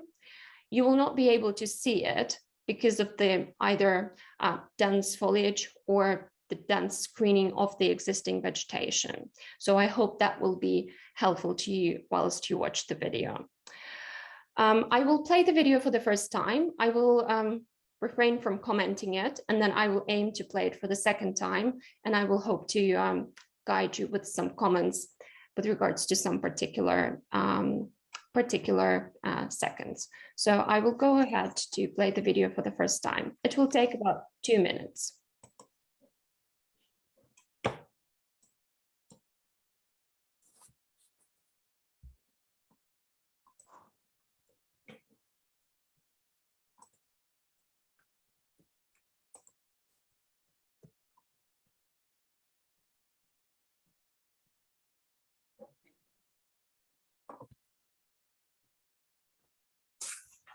Can you remove her from the screen so we can see the camera?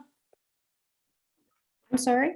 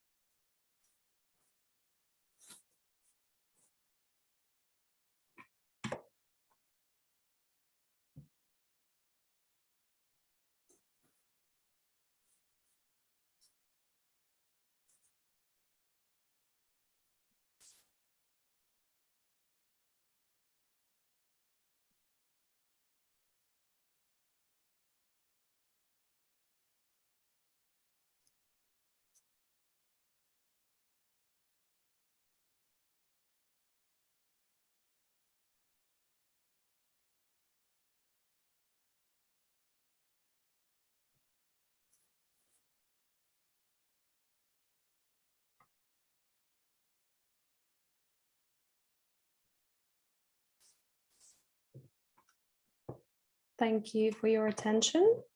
Ms. Vivek, one moment. Amy, I'd like to mark this video as Exhibit A12, I believe we're up to, and Ms. Vivek will provide a copy of the video digitally for the board and its file. Okay. Continue, Ms. Vivek. Thank you, Mr. Don. So I will now aim to play the video for the second time, and I would like to stop it at particular seconds, and I will provide you with some further explanations about what is being depicted at those particular cameras. So as mentioned previously, this is an overview screen of the entire neighborhood. And we're showcasing each individual camera that is being captured. Now, camera number 1 is moving upwards Cedar Village Boulevard, and it's moving towards the Nobility Crest buildings. I will stop here for a couple of seconds. So essentially what you're seeing on the screen now is the green rectangle, which I referred to before, and it is meant to give you an indication of where exactly the proposed facility is located at this particular time. So you're not able to see the building itself because of the dense foliage that exists in reality. As we continue further upwards Cedar Village Boulevard, and we come closer to the Nobility Crest side buildings, I will again stop for a couple of seconds. So camera number 2, it starts in fact from the Freehold Road, and it will be moving towards Center Street. We're currently pointed towards the proposed facility, which is just behind the trees here. And camera number 2 will spin around the 3 Nobility Crest side buildings, which are the closest buildings to the site of the proposed facility. So we're now moving a bit closer to the Center Street. We're now looking backwards at Freehold Road again and driving away. So again, I'd like to stop for a couple of seconds here. Essentially what you're seeing now is the existing woodland, the screening that exists between the Nobility Crest buildings and the proposed facility. So this is the screening that exists and will remain in place. So we know that there are about 325 feet between the two sides. And essentially, this is what the residents of the Nobility Crest site will see from their second and third floors. As we continue now, we're driving through Sequoia Parkway. From this particular view, again, this is what you will see if we are turned towards the side of the proposed facility. The green rectangle is meant to give you an indication of the precise location of the building. If we're considering it from this particular view, you're not able to see the building itself because of the screening, which consists of the existing trees and existing landscape.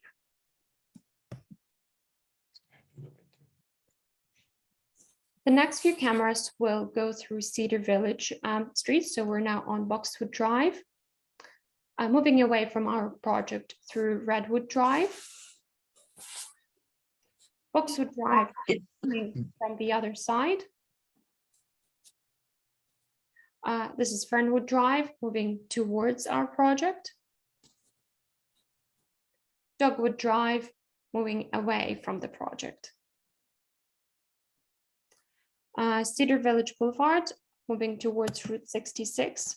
And as you have probably just noticed, so we are raising camera for this particular view deliberately, first of all, so that you could verify the accuracy of the green rectangle, as you can see here, but also this is also to give you an indication of what is visible from this particular point of view.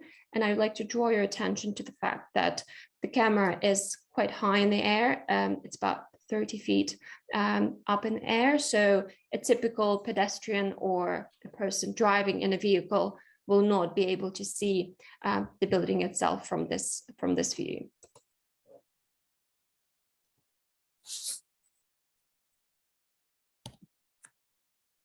This is another visual assist which we have incorporated into the video.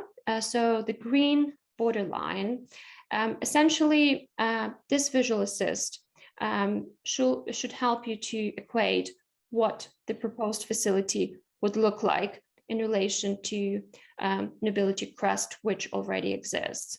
So we have inserted this green border to allow you to draw equivalency between what we are proposing for the facility and what is existing in the nobility crest at the moment.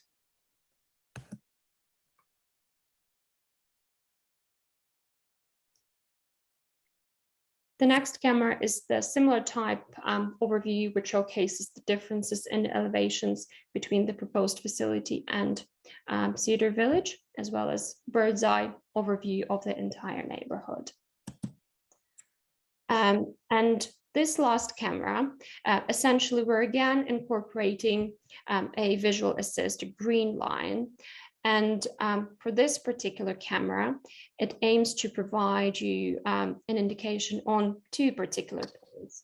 So the first one being the heights of the proposed facility, as well as the existing heights of nobility crest. At the same time, as you can notice, the camera is coming from the territory of Cedar Village, and we're moving towards the side of the proposed facility. The camera is also quite high in the air, so it is much higher than the eye level of a typical pedestrian or a person driving in a vehicle. So it has been done so that we can give you a comparison of the impact of our proposed facility and the existing impact of the nobility crest site. Thank you, Ms. Vyak. Madam Chair, I believe that we've completed the direct testimony of Ms. Vyak, but she's certainly available to answer questions by the board and the public. And to the extent that she needs to, she will certainly replay the video. Okay, thank you. Questions? Questions from the board? Yes, I do have one question. First, that was a very impressive video. I don't mean to take anything away from it, but these camera angles, they're done when the trees are in full bloom. And there's a significant portion of the year where, you know, we're in fall and winter where they don't have all that dense foliage. Anything going to be taken into account for that for a visual for the public or anything like that? Thank you for your question. So the Google Earth model, which has been extracted from the open source, which has been used, provides us only with the model essentially which you're seeing now, but at the same time it provides clear accuracy as to the horizontal and vertical information on any objects that we see within the 3D model itself. So although during perhaps winter times, the density might be reduced for obvious reasons, we still understand that the density of the foliage will be high, especially given the overall density which exists between the surrounding adjoining properties.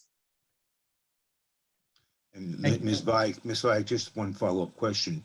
Even if the foliage is reduced, the relative heights between our proposed facility and Nobility Crest and the other structures depicted, that would still remain the same, obviously. Is that correct? That's correct. Sorry, Mr. Pugiello.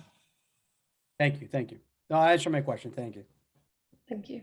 I apologize if you said this before, but what was the height that you were typically showing off the ground of the camera angle? I know you said at one point it was 30 feet high, but what's the typical height off the ground?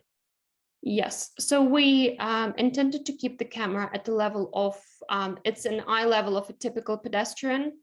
So it, So it's 4 feet high, 4 to 5 feet or whatever. Yeah. Okay. Yeah. Yeah. And was that camera, was the view then vertical? It wasn't, if you're riding down a street and you're looking at a building, you're looking up at the building. If you're looking at a hillside, you're not going to see the building.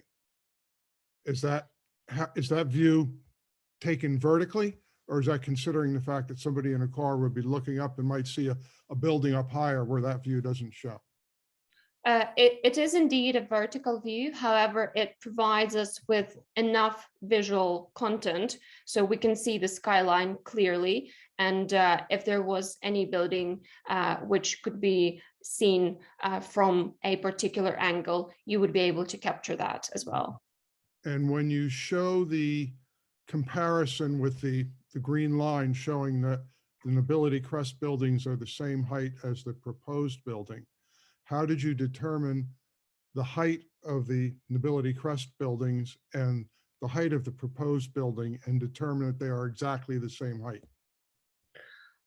So the 3D models of the two sites, the site of the proposed facility and the 3D model of the existing Nobility Crest site, these two 3D models have been developed based on the architectural and engineering information which we have received from the professionals on both sides. So this engine team has used this precise technical information in order to build a 3D model and the 3D models. And then those two 3D models have been integrated into the extracted Google Earth 3D model, which is accurate as to the elevations and other input data. Therefore, the model itself as a whole is accurate because it is based on technical information. Okay, you said you got information from both sides? What are both sides? I don't understand that. So the input data has been provided, first of all, from Seaview Corporate Park on the site of the proposed facility, and also professionals from the side of the Nobility Crest have also supplied input data on the buildings that are related to the Nobility Crest site. Okay, I don't understand the professionals on the side of Nobility Crest. That's what I'm trying to understand. Are you saying that you got the opposing this application? It has nothing to do with opposing or not. She's talking about Nobility Crest on one physical side and our facility on another physical side. Nobility Crest engineers gave us data on their buildings, gave us construction data that they could use to scale and animate, and we did the same. So it's based off of specific plans that are accurately scaled and animated. Okay, so the engineers for the applicant are obviously Nelson Engineering. Correct. The engineers for Nobility Crest, who are they? I have to go back and help you build your record, Jeff. Because Yeah, right now the record has a big hole in it. Well, I understand that. I don't know that I have that in front of me, but we did obtain from the sponsor site plan and building plan information that was then given to Ms. Vayak and her company. So I can go back and check that. I don't have that data in front of me. Ms. Vayak may be able to retrieve it for us as well because she still has those plans. But whoever did their work, and by the way, our architect was part of that as well. Our architectural plans as well as our engineering plans were used, and we got the same input from Nobility Crest sponsor who built these buildings. Okay, now I'm totally confused. What part is confusing you? Sponsor? The sponsor, in other words, the developer of Nobility Crest, who built the 3 buildings that are along Freehold Road and the other building that's facing our project, gave us their information, gave us their technical. That information would be important for you to build a record. I will be happy to submit that information. I don't have it with me right now, but I'm sure we can retrieve it. Were the models provided by the design professionals, or did you build the models based off of information that was provided? So We did you get like a Revit model and a 3D CAD file and you just literally plopped it in your model, or did you develop it yourself? No, we effectively developed the models ourselves based on the DWG files, which were received from the client. Yes. And the base camera views are actually all from Google Earth, correct? You didn't Yeah. actually go out there with a camera and drive down the streets and take pictures. It's all Google Earth pictures. Yes, that is correct. So Do you have these any are idea what the dates are of those pictures? so it is the latest version that is available in the open source. But you don't know the exact dates. That's Unfortunately, I think I'm that's not important in able terms to of answer the- that question precisely, just not to mislead you on this point. Yeah. Okay. But Ms. Vyak, what you see in the video regarding the buildings of Nobility Crest and our proposed facility, they don't come from Google Earth, do they? Yes, Mr. Donner, you're right. So the reason that we had to develop the Nobility Crest site as a 3D model is because not all of the buildings were available on the Google Earth model itself. So we're not able to extract, especially the three buildings which are the closest to the proposed facility. Therefore, the request has been given for technical and engineering information with regards to these buildings in particular. And on that basis, the full 3D model has then been developed accordingly. And that was also done for Nobility Crest buildings as well as our proposed facility. Yes, that is correct. And I just have one other question. Is there a reason why your proposed building is shown as being very bright, like a light tan, as opposed to being different from the Nobility Crest buildings? No, there is no particular reason for that. We were following the input data, and I'm making reference to, in particular, to the files that were received from Seaview Corporate Park. So we were following colored renderings of the proposed facility, of the site of the proposed facility. So the textures have been represented as per the input data, which was received from the Seaview Corporate Park. Did you also have photos of Nobility Crest? Yes, we have received photographs of the Nobility Crest side buildings, and texturing of the buildings of the Nobility Crest side has been done in accordance with the real photographs of the buildings. Yeah, I have no doubt about that. I was just wondering why the color of your building was selected to be what it is. I believe she said it was from the rendering that we gave Yeah, her. she did say that. But Any other questions from the board? Are there any questions from the public?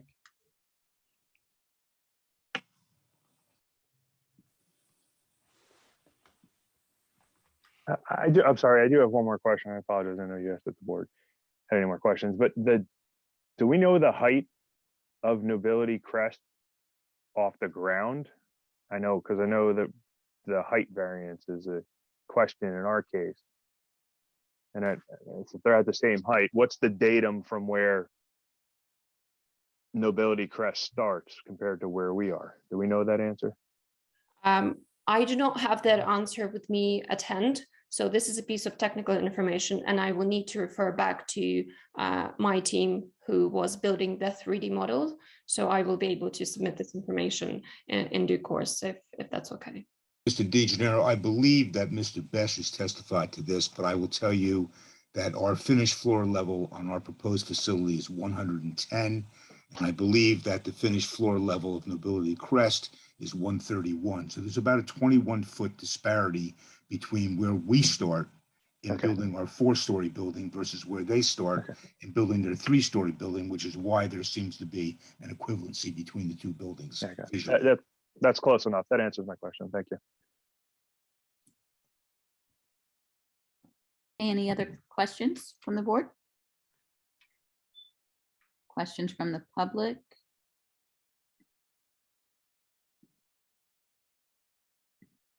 I am scrolling through and I do not see any. Okay, Mr. Donner. Okay. I'm wondering if Mr. Lehrman is here as of yet. I know he was coming in a little bit later. Mr. Lehrman, are you here? Yes, I am. Can you hear me? Okay. You're in a position where you can give us testimony? Yes. Okay, wonderful. Madam Chair, I would like to call Wayne Lehrman. Can you hear me okay? I'd like to thank Ms. Vyatt, first of all, and I'd like to call Mr. Wayne Lehrman, our architect, to complete his direct testimony that was not able to be completed at our meeting 2 months ago. Okay, Mr. Lehrman, I believe he's still under oath, correct, Mr. Steinberg? Yes, he's still under oath. Thank you. Okay. Dave Besh is also going to be assisting us with some of the exhibits. Dave, could you put up A5, please?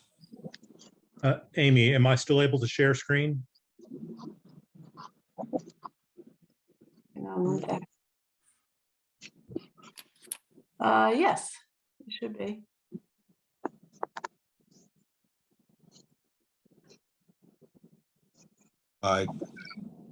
This is a revised A5, Amy, so we'd like to call this, do we have one marking on all of our plans, or should we mark this separately?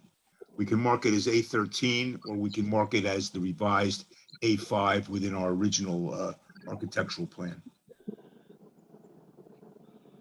Let's mark it as A13, tonight's date, and just explain what it is, okay? Okay, thank you, Mark. Mr. Lehrman, you're looking at what we've marked as A13. It appears to have in the lower right-hand corner a designation of A5. Can you tell us what this page represents? This drawing that we prepared represents the exterior elevations of the building. They've been revised since the last meeting to represent the new roof height, which to the flat roof of the building is 50 feet. It's 12 and a half feet floor to floor. So we have 4 floors, which comes up to 50 feet. At each of the points on the exterior roof line, we created parapets which help block some of the rooftop equipment. Those parapets are 4 foot high. So at the most extreme point where the parapets are, we have 54 feet from the grade. So it's 50 feet to the flat roof, and this end around the perimeter is another 4 feet where those parapets exist, for a total of 54 feet. So on this particular page of your plans entitled Elevations, if you recall at our last meeting when we had your testimony, we had a disparity with the elevation plan. It was not showing a full 50 feet. So on this plan, is it showing 12 feet 6 inches per floor for a total of 50 feet up to the roof line, plus the 4 foot decorative parapet to make it 54 feet? Is that what this shows? That is correct. And I see that we have different views of these elevations. I think the first one we were looking at was a frontal elevation. What are we looking at now? You're looking at the end view of one of the wings. It's a typical elevation. We have 4 wings, and that is the end view of each of the wings. Have we covered everything on this page, Mr. Lehrman?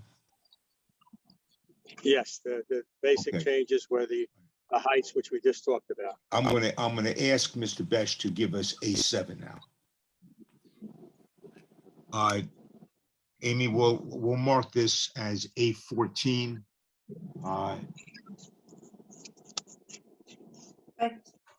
Okay, Mr. Lehrman, can you describe what this page A7 depicts? Yes, this is a drawing that we added because there was questions about the locations of rooftop heating and cooling equipment. So what I've done is create a view from the sky of the roof itself. And you'll notice at each one of the wings, there's mechanical equipment located in the center point of each wing. And in the center core of the building, where the 4 wings come together, there's also located mechanical equipment at that location. Right, Each of those mechanical equipments, there's actually 4 units that are represented, approximately 5 tons each unit. So there's 4 units, 20 tons of air conditioning and heating per each wing. So does that mean that each one of these items of equipment, approximately 5 tons apiece, are they each dedicated to a given floor of each wing? Yes, they are. Each one is for each wing, for each of the floors. And in the center of the roof, which you talked about, the core of the building, does that equipment also take into account all 4 floors of the core area of the building? Yes, there'll be a larger unit. And the other things I should mention is that each one of the units, and we have a rendering that depicts that, has screening or shielding around each unit, which helps screen the units from the ground. So are approximately 3 foot by 5, 3 foot wide, 5 foot long, and approximately 4 foot high in elevation off the roof. So we've created screening around those units that are 5 foot high. So they're about a foot higher than each of the HVAC units to help screen it from the ground. All right, I'd like Dave, can you show us the revised rendering, please?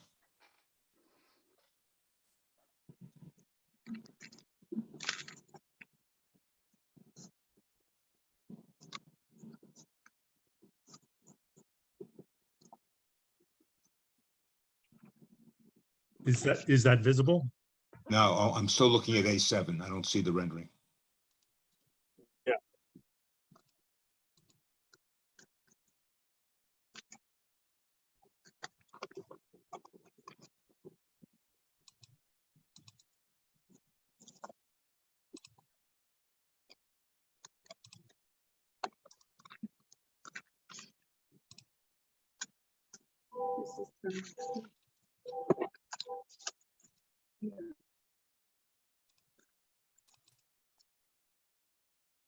How about now? I can see it now. Mr. Lerman, can you see the rendering? No, I don't. I don't Can know you why I see the, haven't- can oh, you there see it is. the, Okay. can you I see the it rendering, now. Mr. Lerman? Yes, yes. So if you Okay. notice in the rendering, which is an aerial perspective rendering, that each of the units that I talked about on each of the wings are located, and you can see them illustrated in the center, and then there's one in each wing. There's 5 different locations in total. All right, so there's one enclosure, mechanical enclosure on each of the wings and one in the middle as depicted on A7, but now it's on the rendering. Is that correct? That is correct. Okay. I'd like you to discuss briefly about the mechanical equipment itself. Dave, can you show us the examples of the mechanical equipment? I think it's the train equipment. And before we do that, I'd like to mark this this rendering as I think we're up to 15, A15.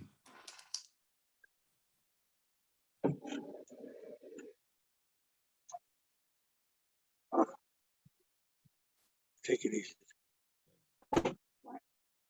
Dave, if you could show us the train equipment, I'd appreciate it.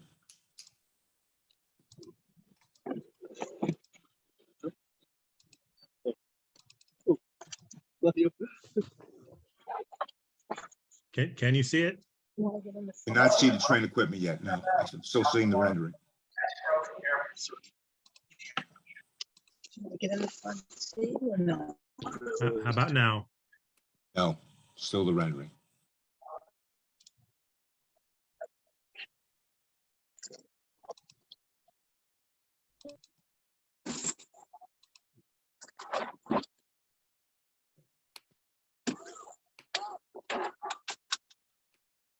Still nothing? No, I see part of it. Can you, I think is there more than one page? Just sort of Yes. slowly scroll through it just so they can see everything. There are a total Okay. of 4 pages. Okay, so Mr. Lerman, what are we looking at here in regard to this equipment? What is this? These are actually visual images of particular rooftop mechanical equipments. They kind of show the elevation and how they're comprised. Okay, I believe that the reading on this first page, actually maybe page 3, talks about foundation rooftop units with capacities of up to 25 tons. And I think the one that is pictured at the bottom looks to be 3 to 5 tons, also 7.5 to 12.5 tons, or 15 to 25 tons. So the equipment that we're looking at, does that encompass the size of the equipment that you gave testimony about? Yes, it specifically says the unit at the bottom is between 3 and 5 tons, and that would represent units that I talked about. So the 4 units would be approximately 5 tons each. What about the units in the center? Would they be somewhat larger? Yes, there's probably a total, just the capacity that we have. That's probably a total of about 20 or so. Okay, I couldn't quite hear the tonnage. Did you say 12.5 or 20? I couldn't make it out. About 20 or so, 20. Yes. Okay. In other words, the 2 units together would be 20. Correct. Okay. Amy, I'd like to mark the train equipment exhibit as A16. Okay. Note myself. David, could you also show us the echo enclosure exhibit, please? Okay. Could you, if there's more than one page, if you could just scroll through it so everyone can see it.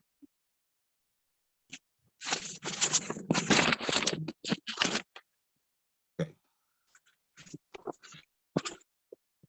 All right, Mr. Lemon, what are we looking at here?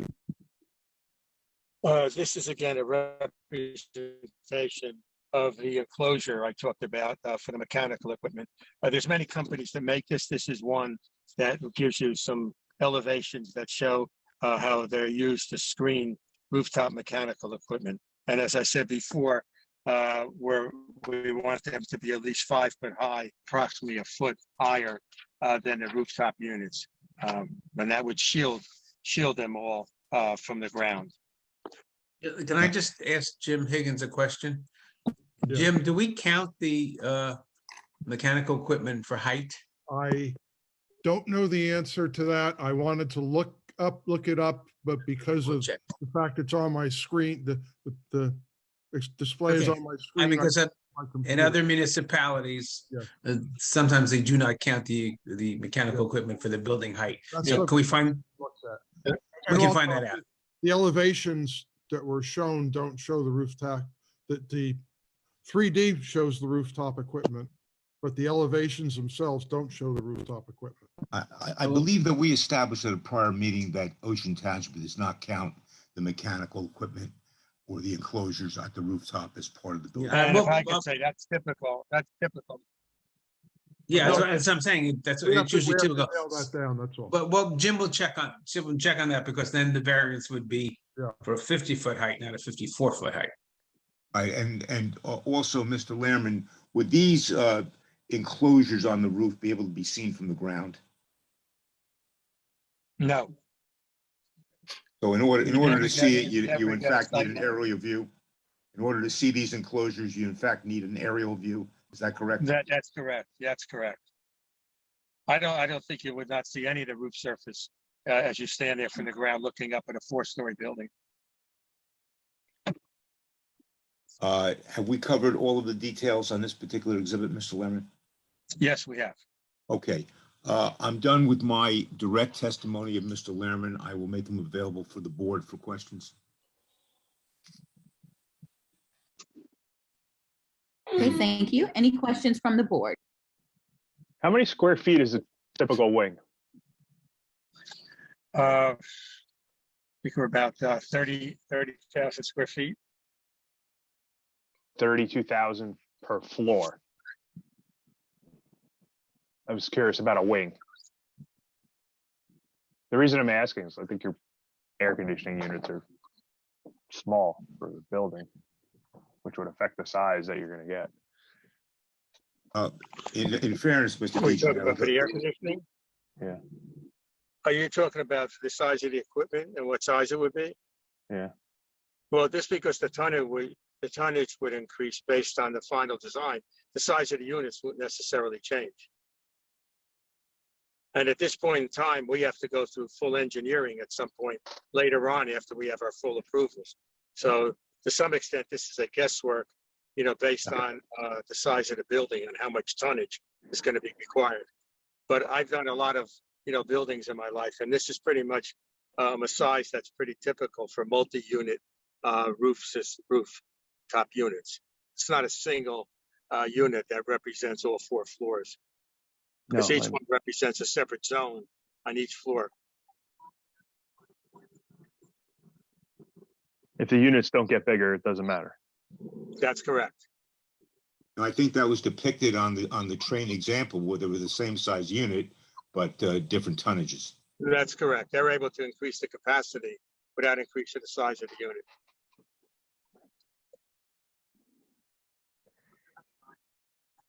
On the elevation views, one of the questions we had last time was the entrance canopy and the front entry height. Is that any different than what your gables are? Is it 54? Is it less than 54 feet? No, the entrance canopy is way below the height of the building. No, I know, but on the front, you had like a gable on the front that was higher than the rest of the building previously. There will be no, in the redesign, there should be no building or parapet that's higher than 54 feet total. Is that what's depicted? Can you show that again, Mr. Bosch? I think we need A5, Dave, please.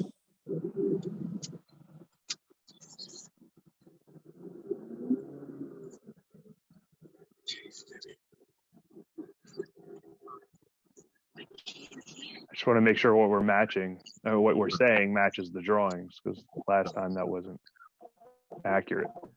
Are you able to see it? No. Not yet. Not yet. I don't see it now on the screen, Dave. Mr. Donner, did you want to mark the rooftop screens as Yes, well? A17, Amy, thank you. Can you go to a front elevation? Yeah, we need move it right. over so we can see the front cover. That's what Mr. DeGennaro is talking about. To the right, yeah. Bottom right-hand corner. Can you possibly make it a little bit bigger, Dave, so we can see the lower right-hand corner and get some, and then scroll up there? Right. Yeah, It's 54. It's 54 feet. Okay. It's actually on the upper right, that elevation. The upper right on the drawing. So just scroll down. Okay. Yeah, there it is on the upper right, and you can see the angle has been, even though the width's changed, the angle has been flattened, so it doesn't increase to 4 foot height. It's still 54 feet. Okay, thank you. So back to Jim Higgins. 54 feet then is the height. The parapet does count. Yes, it does. Oh, the parapet does. Okay, so the height of the building is 54 feet. Yeah. Yes. At its highest point. Reading the ordinance, while the ordinance isn't specific, it's pretty clear that the ordinance does accept the screens and the units Equipment. from the height, and the equipment from the Yeah. height. Well, that would be another 1 foot, I believe. Two projections such as that are excluded, so they wouldn't count. So for my notes, the actual roof height is 50 feet plus the parapets of 4 feet for a total of 54 feet. And actually the HVAC units and their surrounding screens are 5 feet higher than 50, but they don't count. But they don't count. Yes. Okay. And what's the regulation? How much of a variance are they looking? You can see them.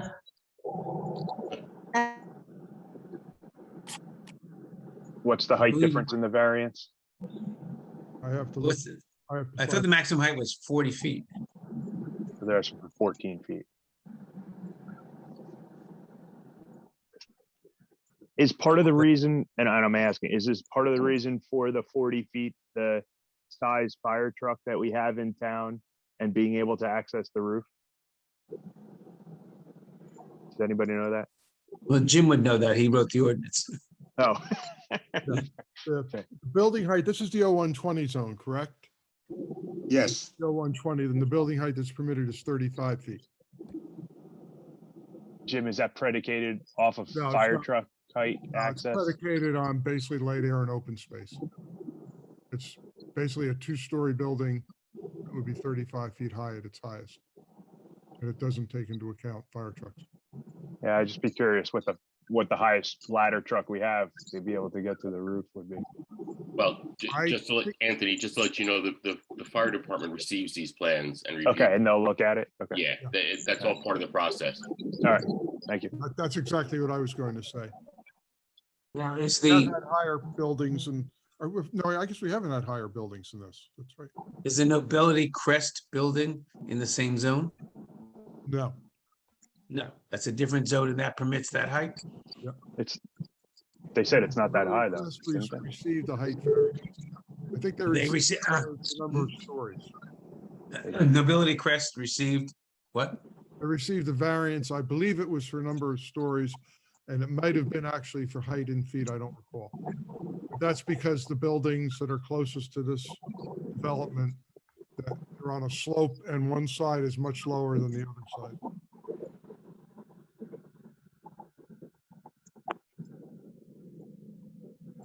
Are there any other questions from the board? Any questions from the public?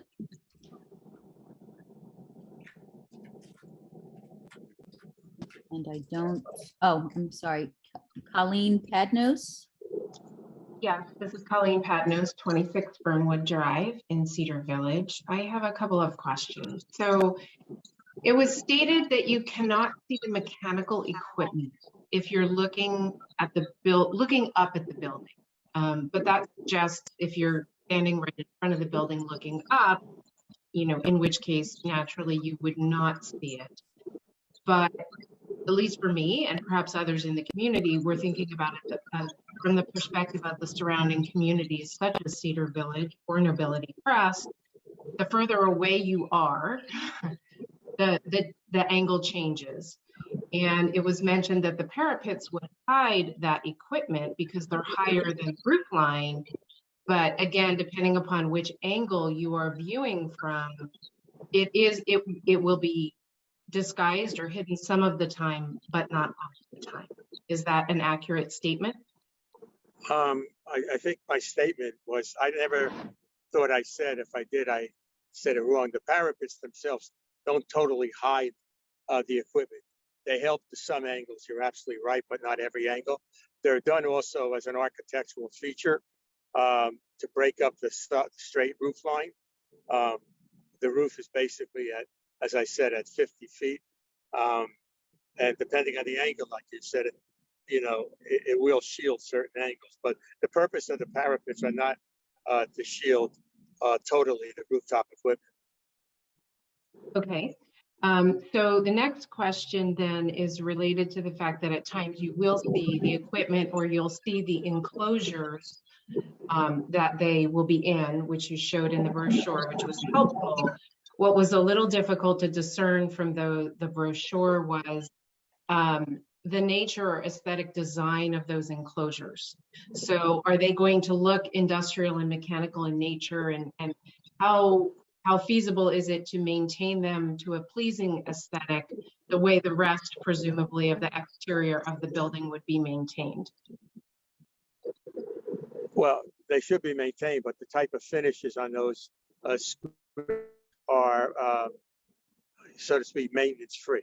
I mean, you do have to clean them, everything gets dirty, but the type of finishes on them will not deteriorate. A lot, they come in different materials we haven't inspected out yet. Some are aluminum, some type are type of vinyl type materials. The aluminum have different types of finishes on them that are weather resistant. So I don't believe, without necessarily not, you have to maintain them, like I said, but I don't think you won't see any deterioration over time. They're made that way. Okay.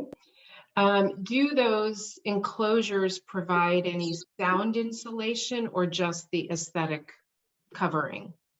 Well, to some extent, they will block sound transmission, but from the standpoint of those equipment on the roof, you will not, I'll make a statement, you will not hear any type of operation sound from those units. Okay, so how do they compare, say, to a residential, heating and it's usually the air conditioning units that are outside for a home.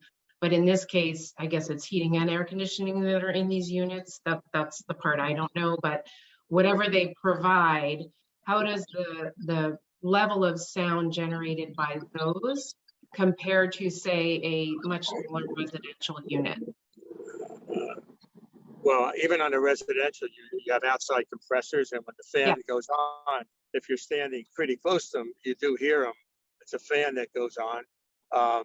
But if you got any kind of distance away from those, I don't believe that you hear the compressors going on and off with any kind of distance. And if you have any kind of landscaping around, a lot of people put landscaping around those residential compressor units, and that helps the acoustics, from the standpoint of any kind of sound transmission that you get for a residential unit. These are so high up in the air that, in my opinion, that the sound would be negligible. Sound will be what? I'm sorry, you got a little choppy there. I said the sound would be negligible. Okay. From it. Okay. And plus, as we said, it's a pretty state, so all that foliage around acts as an acoustical barrier too. Okay. Are you able to say how it compares, like those units are, 4X, the typical residential unit or something like that? Is there any indication like that you can provide? I'm sorry, what was the question? So the size and tonnage, I guess, of the units that were being discussed. Oh, the size of the units? Are they like 4X a typical residential unit, 10X a typical residential unit? I'm just trying to get perspective. A residential unit, and it depends, could be something like, I'm going to say 2.5 by maybe 4 feet. So I said these are 3 by 5. So maybe you said, I'm just guessing now, what would be a formula for the size? It's not even double. If a unit, these probably are a little higher in a residential unit, which is maybe only about 2.5 feet off the ground. They're usually on blocking. These are, as I told you, are 4 foot high. So more than the size, they're probably a little higher by about a foot or so, 1.5 feet. Yeah, my question, I perhaps chose the wrong word, was a little bit more about the output or capacity of the units. In terms of what they generate, there's usually an output number, right, for these units of what they generate? I'm not an engineer, but a lot of residential units are probably about 3 tons. Okay. For residential units, sometimes you have multiple zones, so you could have more than 1 unit if you have 2 zones. So as I told you before, these are 5-ton units. Okay. And per wing, we have 4 of them. So, compared to a residential unit, if I have a 5-ton single unit, and for a residence, you might have a 3-ton unit. Thank you. That's helpful. Those are my questions. Okay, Burton Resnio. Bert Resnick, 20 Dogwood Drive, Cedar Village.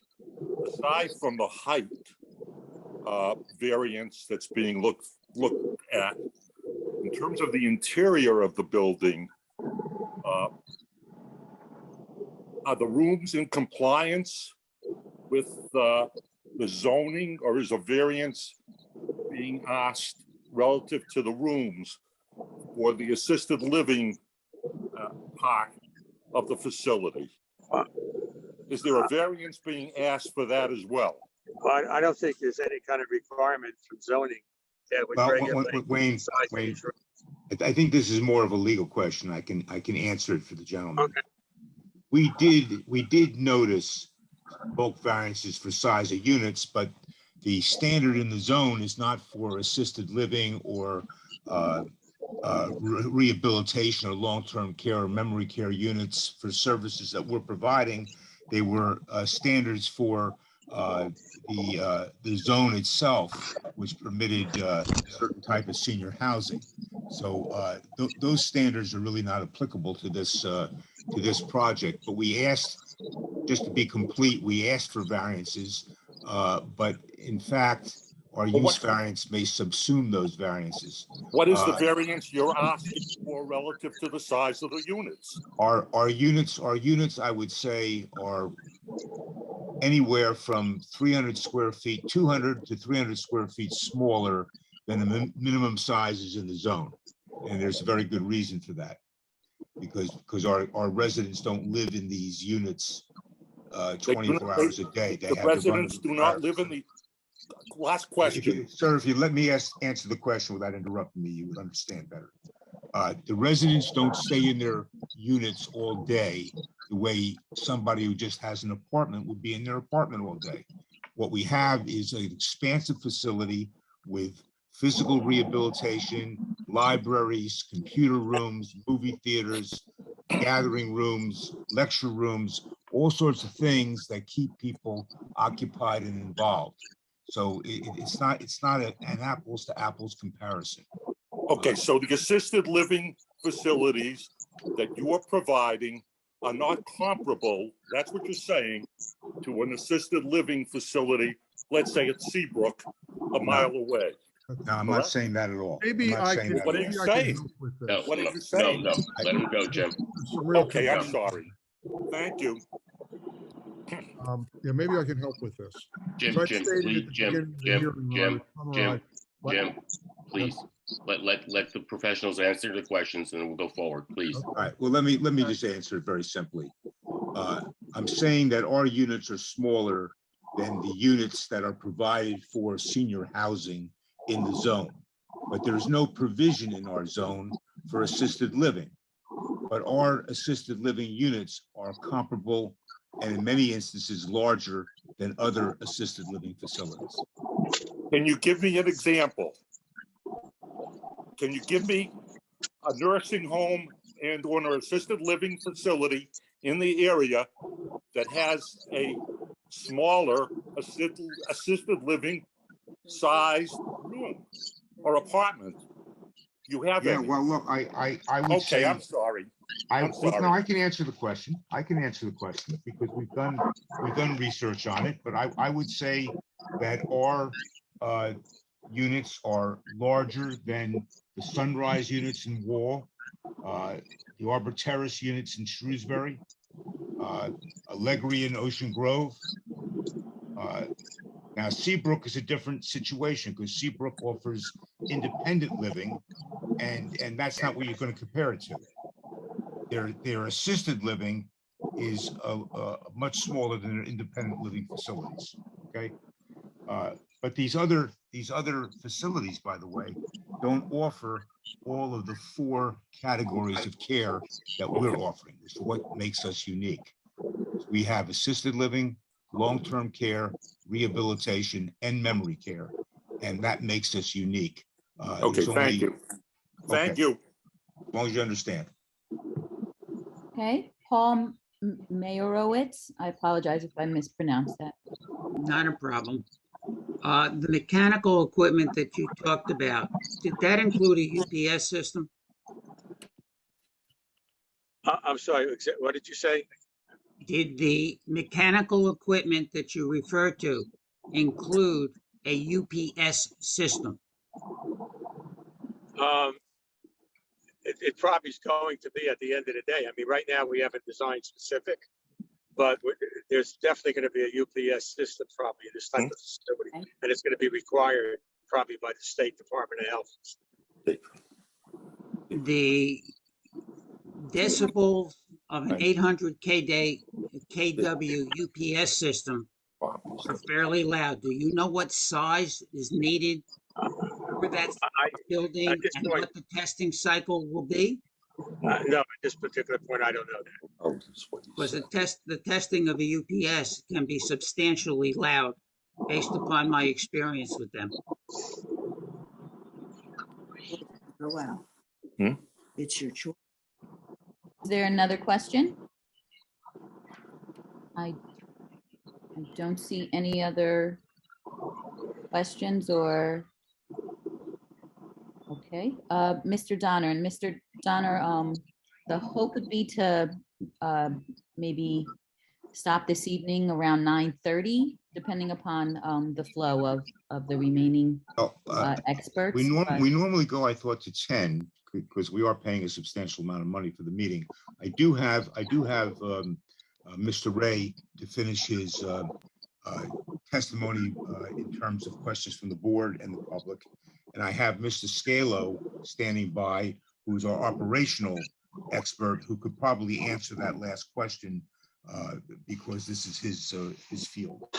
I would prefer to try to go and at least finish those two witnesses if we could. But the evening's going to end at 9:30, gentlemen. Jeff, this is 3.5 hours of intense information that our other that all of our board members will have to listen to. Okay. Okay. Well, to have them sit there and go through 7 to 10 hours of testimony. I think the longer you go, the less opportunity you'll have to have 7 people there, and I know that's what your end result would want to be when it comes to a vote. Let's see if we can finish Mr. Ray. We have 15 minutes. I will just ask if Mr. Lerman, I think I'm getting feedback from the vehicle. If you can just mute, please, that's all. Yes. Thank you, Mr. Lerman. Appreciate your testimony. Okay, thank you. Thank you. Mr. Ray, are you available? Mr. Ray? Good job. I don't know. I'm muted. Okay. Oh, there you are. Good. All right. Madam Chairwoman. Sorry, just one second. Mr. Lerman, are you able to mute, or Amy, can we mute Mr. Lerman? I'm still hearing car feedback. Okay, thank you. Wayne, you got to mute. You got to mute and get off because you're making too much noise. Okay. All right, we have Mr. Ray. I believe he's been previously sworn, and he has finished his direct testimony, so I'm making him available for questions by the board. Jeff, this would be to his testimony last hearing too, right? Right. He gave his direct testimony at the meeting before this, which unfortunately was 2 months ago, not 1 month ago. If you would like Mr. Ray to give a summary of what his testimony was. I would suggest that if a 5-minute summary or less. Right. Okay. At the meeting, I guess it was 2 months ago, I went through my traffic impact analysis, which is dated September 26, 29. Well, I got the wrong file. See, that's what happens when you get distracted for a while. January 4th, 2021. And essentially, as I indicated in answering some of the questions that the public brought up, we looked at various sources of traffic.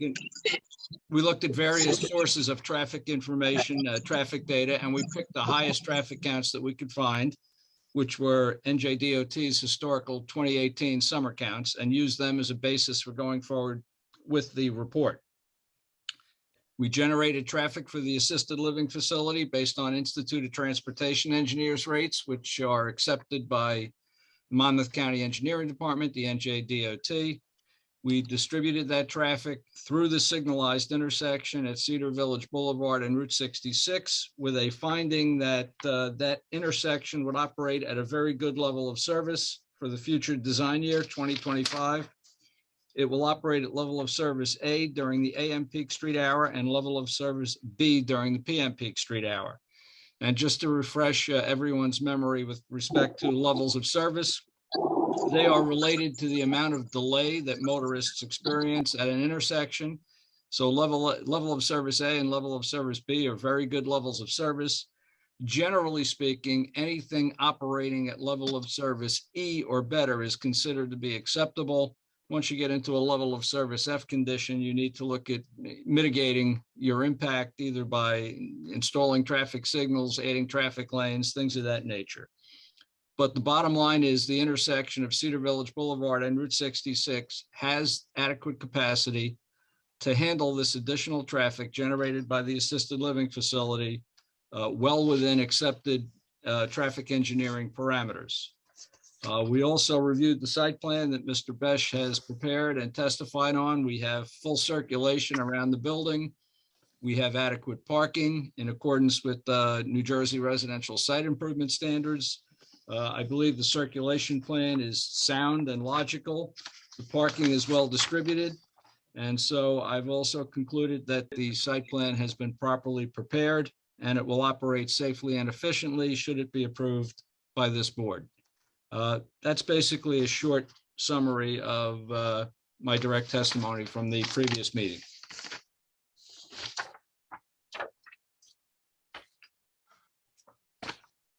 Thank you. So if the board has any questions, Mr. Ray is available. Any questions?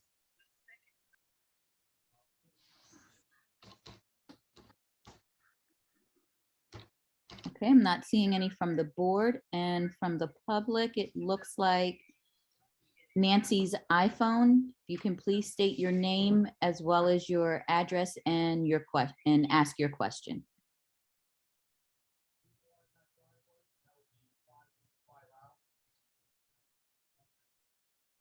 Okay, we'll come back. Lisa, Lisa from Cedar Village, please. Hi, Lisa Gotchman, 29 Cedar Village Boulevard.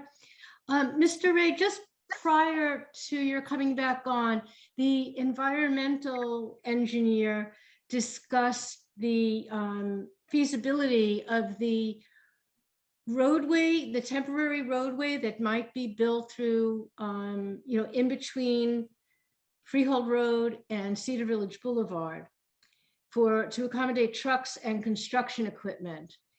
He explained that that temporary roadway could be a permanent roadway, that there wouldn't be really any difference in the permits in getting a permanent or temporary roadway done there. So my question is, has a traffic study been done as to whether or not, has the traffic study been done with a new roadway being put in between Cedar Village Boulevard and Freehold Road?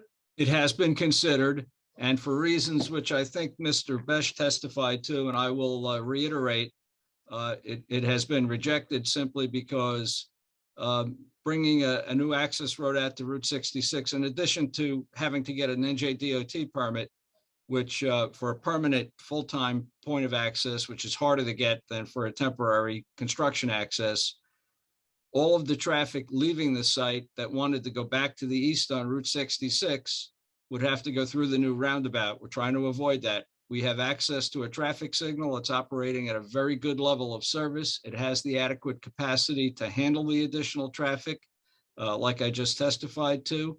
And so the proper and the most rational solution to this issue is to have our traffic use the controlled signalized intersection rather than have to send people through the roundabout. So that's the short answer. When you say rejected, you considered it and was Yes. rejected by who? By me. And I'm the traffic engineer, and I know what For Arbor. You're the traffic engineer for Arbor. I just want to That's make correct. that, I just want to make sure. Okay, course. thank you. Thank you. Okay, Marvin Golden. Marvin Golden, 31 Boxwood in Cedar Village. Mr. Ray, have you ever taken into account the age of the drivers of the cars? Yes. Then you have heard testimony from more than one person on the subject of 5 cars. And I will tell you from personal experience that on many, many occasions over the years, I've been the 5th car in line to get out of Cedar Village and have missed the traffic light because the cars in front of me don't move quickly enough when the light turns. Have you taken that into account? Absolutely. And although I've been living in the area and doing work in the area for 35 years, and although I've never seen that happen, I don't doubt that it's happened to you. I could see that happening on occasion. Sometimes people are a little bit slow to start accelerating when the light turns green. All I can tell you is if that is a regular occurrence, what the members of Cedar Village should do is contact the NJDOT. I do have the traffic signal timing plan for the intersection. DOT has established a maximum of 15 seconds of green time for the Cedar Village Boulevard approach. Somebody, should reach out to the township and perhaps have the township engineer ask the DOT to extend the maximum green time on Cedar Village Boulevard from 15 to 20 seconds to help address that situation. And again, I will reiterate, I haven't seen that happen, but I'm taking you, at your word that this does happen. And if it does, perhaps you try to get a few extra seconds of green added to the Cedar Village Boulevard approach. The DOT will entertain that.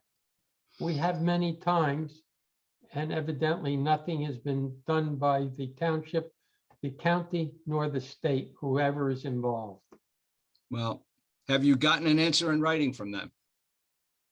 That I can't answer. Okay. Only the directors can. I would make a request in writing to the DOT. Thank you. Not a phone call, send them a letter. Well, I think that it's important that the people on the commission be aware of this. Okay. Thank you. Madam Chairman, I have one question, Mr. Ray. Okay. John, is there a difference between an NJDOT access permit to this temporary road facility than the DEP permit? I have no knowledge of what DEP requires. Dr.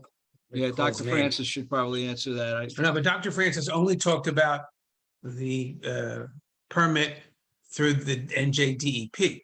Right. There are other requirements to get a roadway from NJDOT into Oh, yes, a highway. absolutely. So those permits are different. Yes, two different permits, one for crossing the wetlands and one for accessing the state highway, two different permits, correct. And are the one for a temporary access onto 66 different than a permanent? Yes. Okay. Because I mean, people are saying that since you can get it based on that testimony, but he was talking about environmental, not DOT. Right. It's the DOT, as far as the temporary access permit, it's a different standard because they know that once the construction is over, the driveway goes away. Yeah, Mark, I agree with that. So everybody knows, the DEP requires a freshwater wetlands permit for a road going through the wetlands. There's no such thing as a temporary access permit through the wetlands. It's permanent or it's nothing. With the DOT, there's a difference between a temporary highway access permit and a permanent highway access permit to allow the driveway. That's my understanding. If there is another way to get out, they're not going to let you have a permanent curb cut on 66. Well, that's also part of the state highway access code, Mr. Steinberg. That's correct. Yeah, I think that there's some confusion by the local residents that you can, since you get a temporary, you can have it permanent. They're two different things. Correct. In this instance. Yeah, I thought so. Thank you.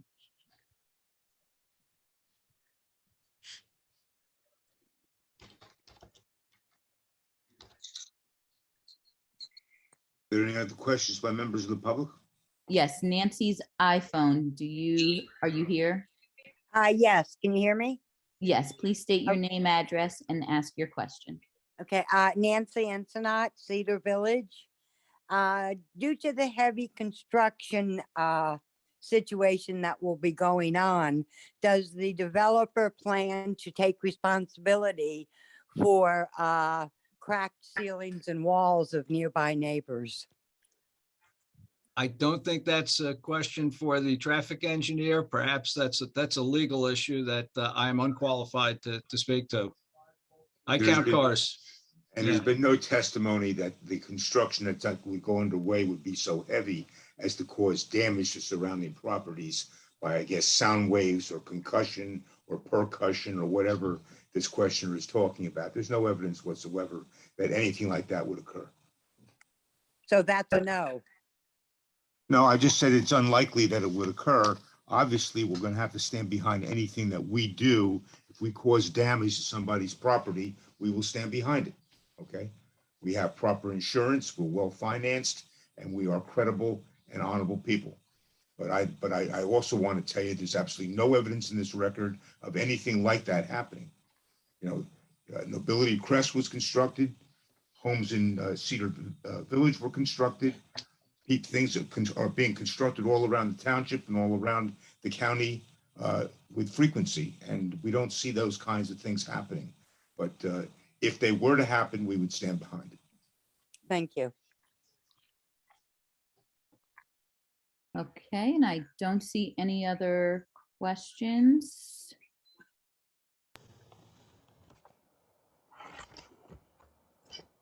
Okay, Mr. Donner, we can. I think we've concluded now Mr. Ray's testimony, both with his direct members of the board and the public. And so Mr. Kirk said we would have to stop at 9:30. It's now 9:31. I have Mr. Scalo available, but he would probably go on for 20 minutes on his direct testimony, and then who knows how many questions he would have. So I guess we should discontinue at this point. Yeah, Jeff, to be fair with you, normally we'll start this at, a meeting at 7. So 3.5 hours is, a lot in one evening for everyone to digest.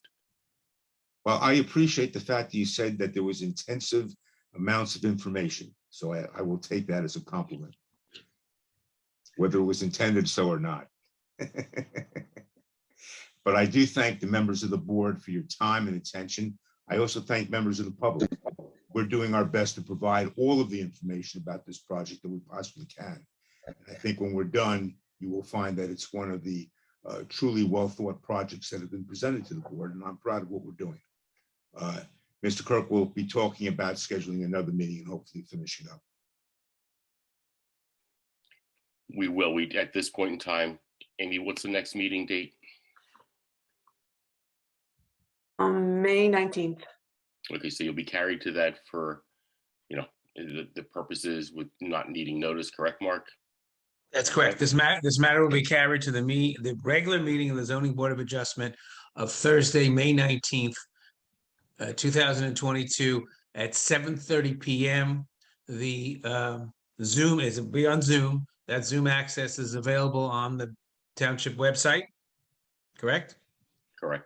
But there won't be any testimony that night. It will probably be announced for purposes of announcing the next special meeting date. But again, there will be no further public notice or by way of certified mailings or publication in the newspaper. And Mr. Donner, you are going to make your witnesses available for Mr. Gazarovski at the next meeting, right? Yes, I most definitely will.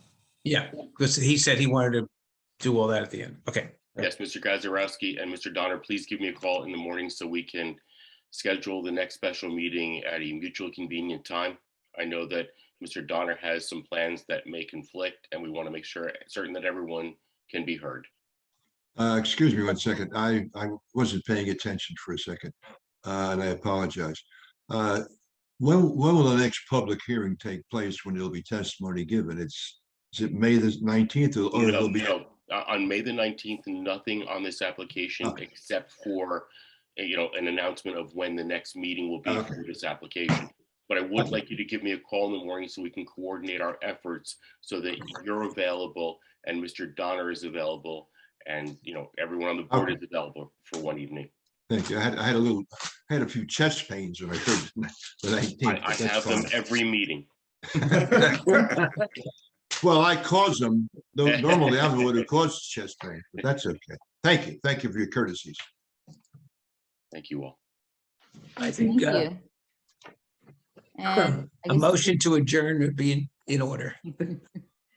Thank you to the board members that came this evening. It was very much appreciated. Yes, and I will move to adjourn. Second. Second. Thank you. Good evening, everybody. Good evening.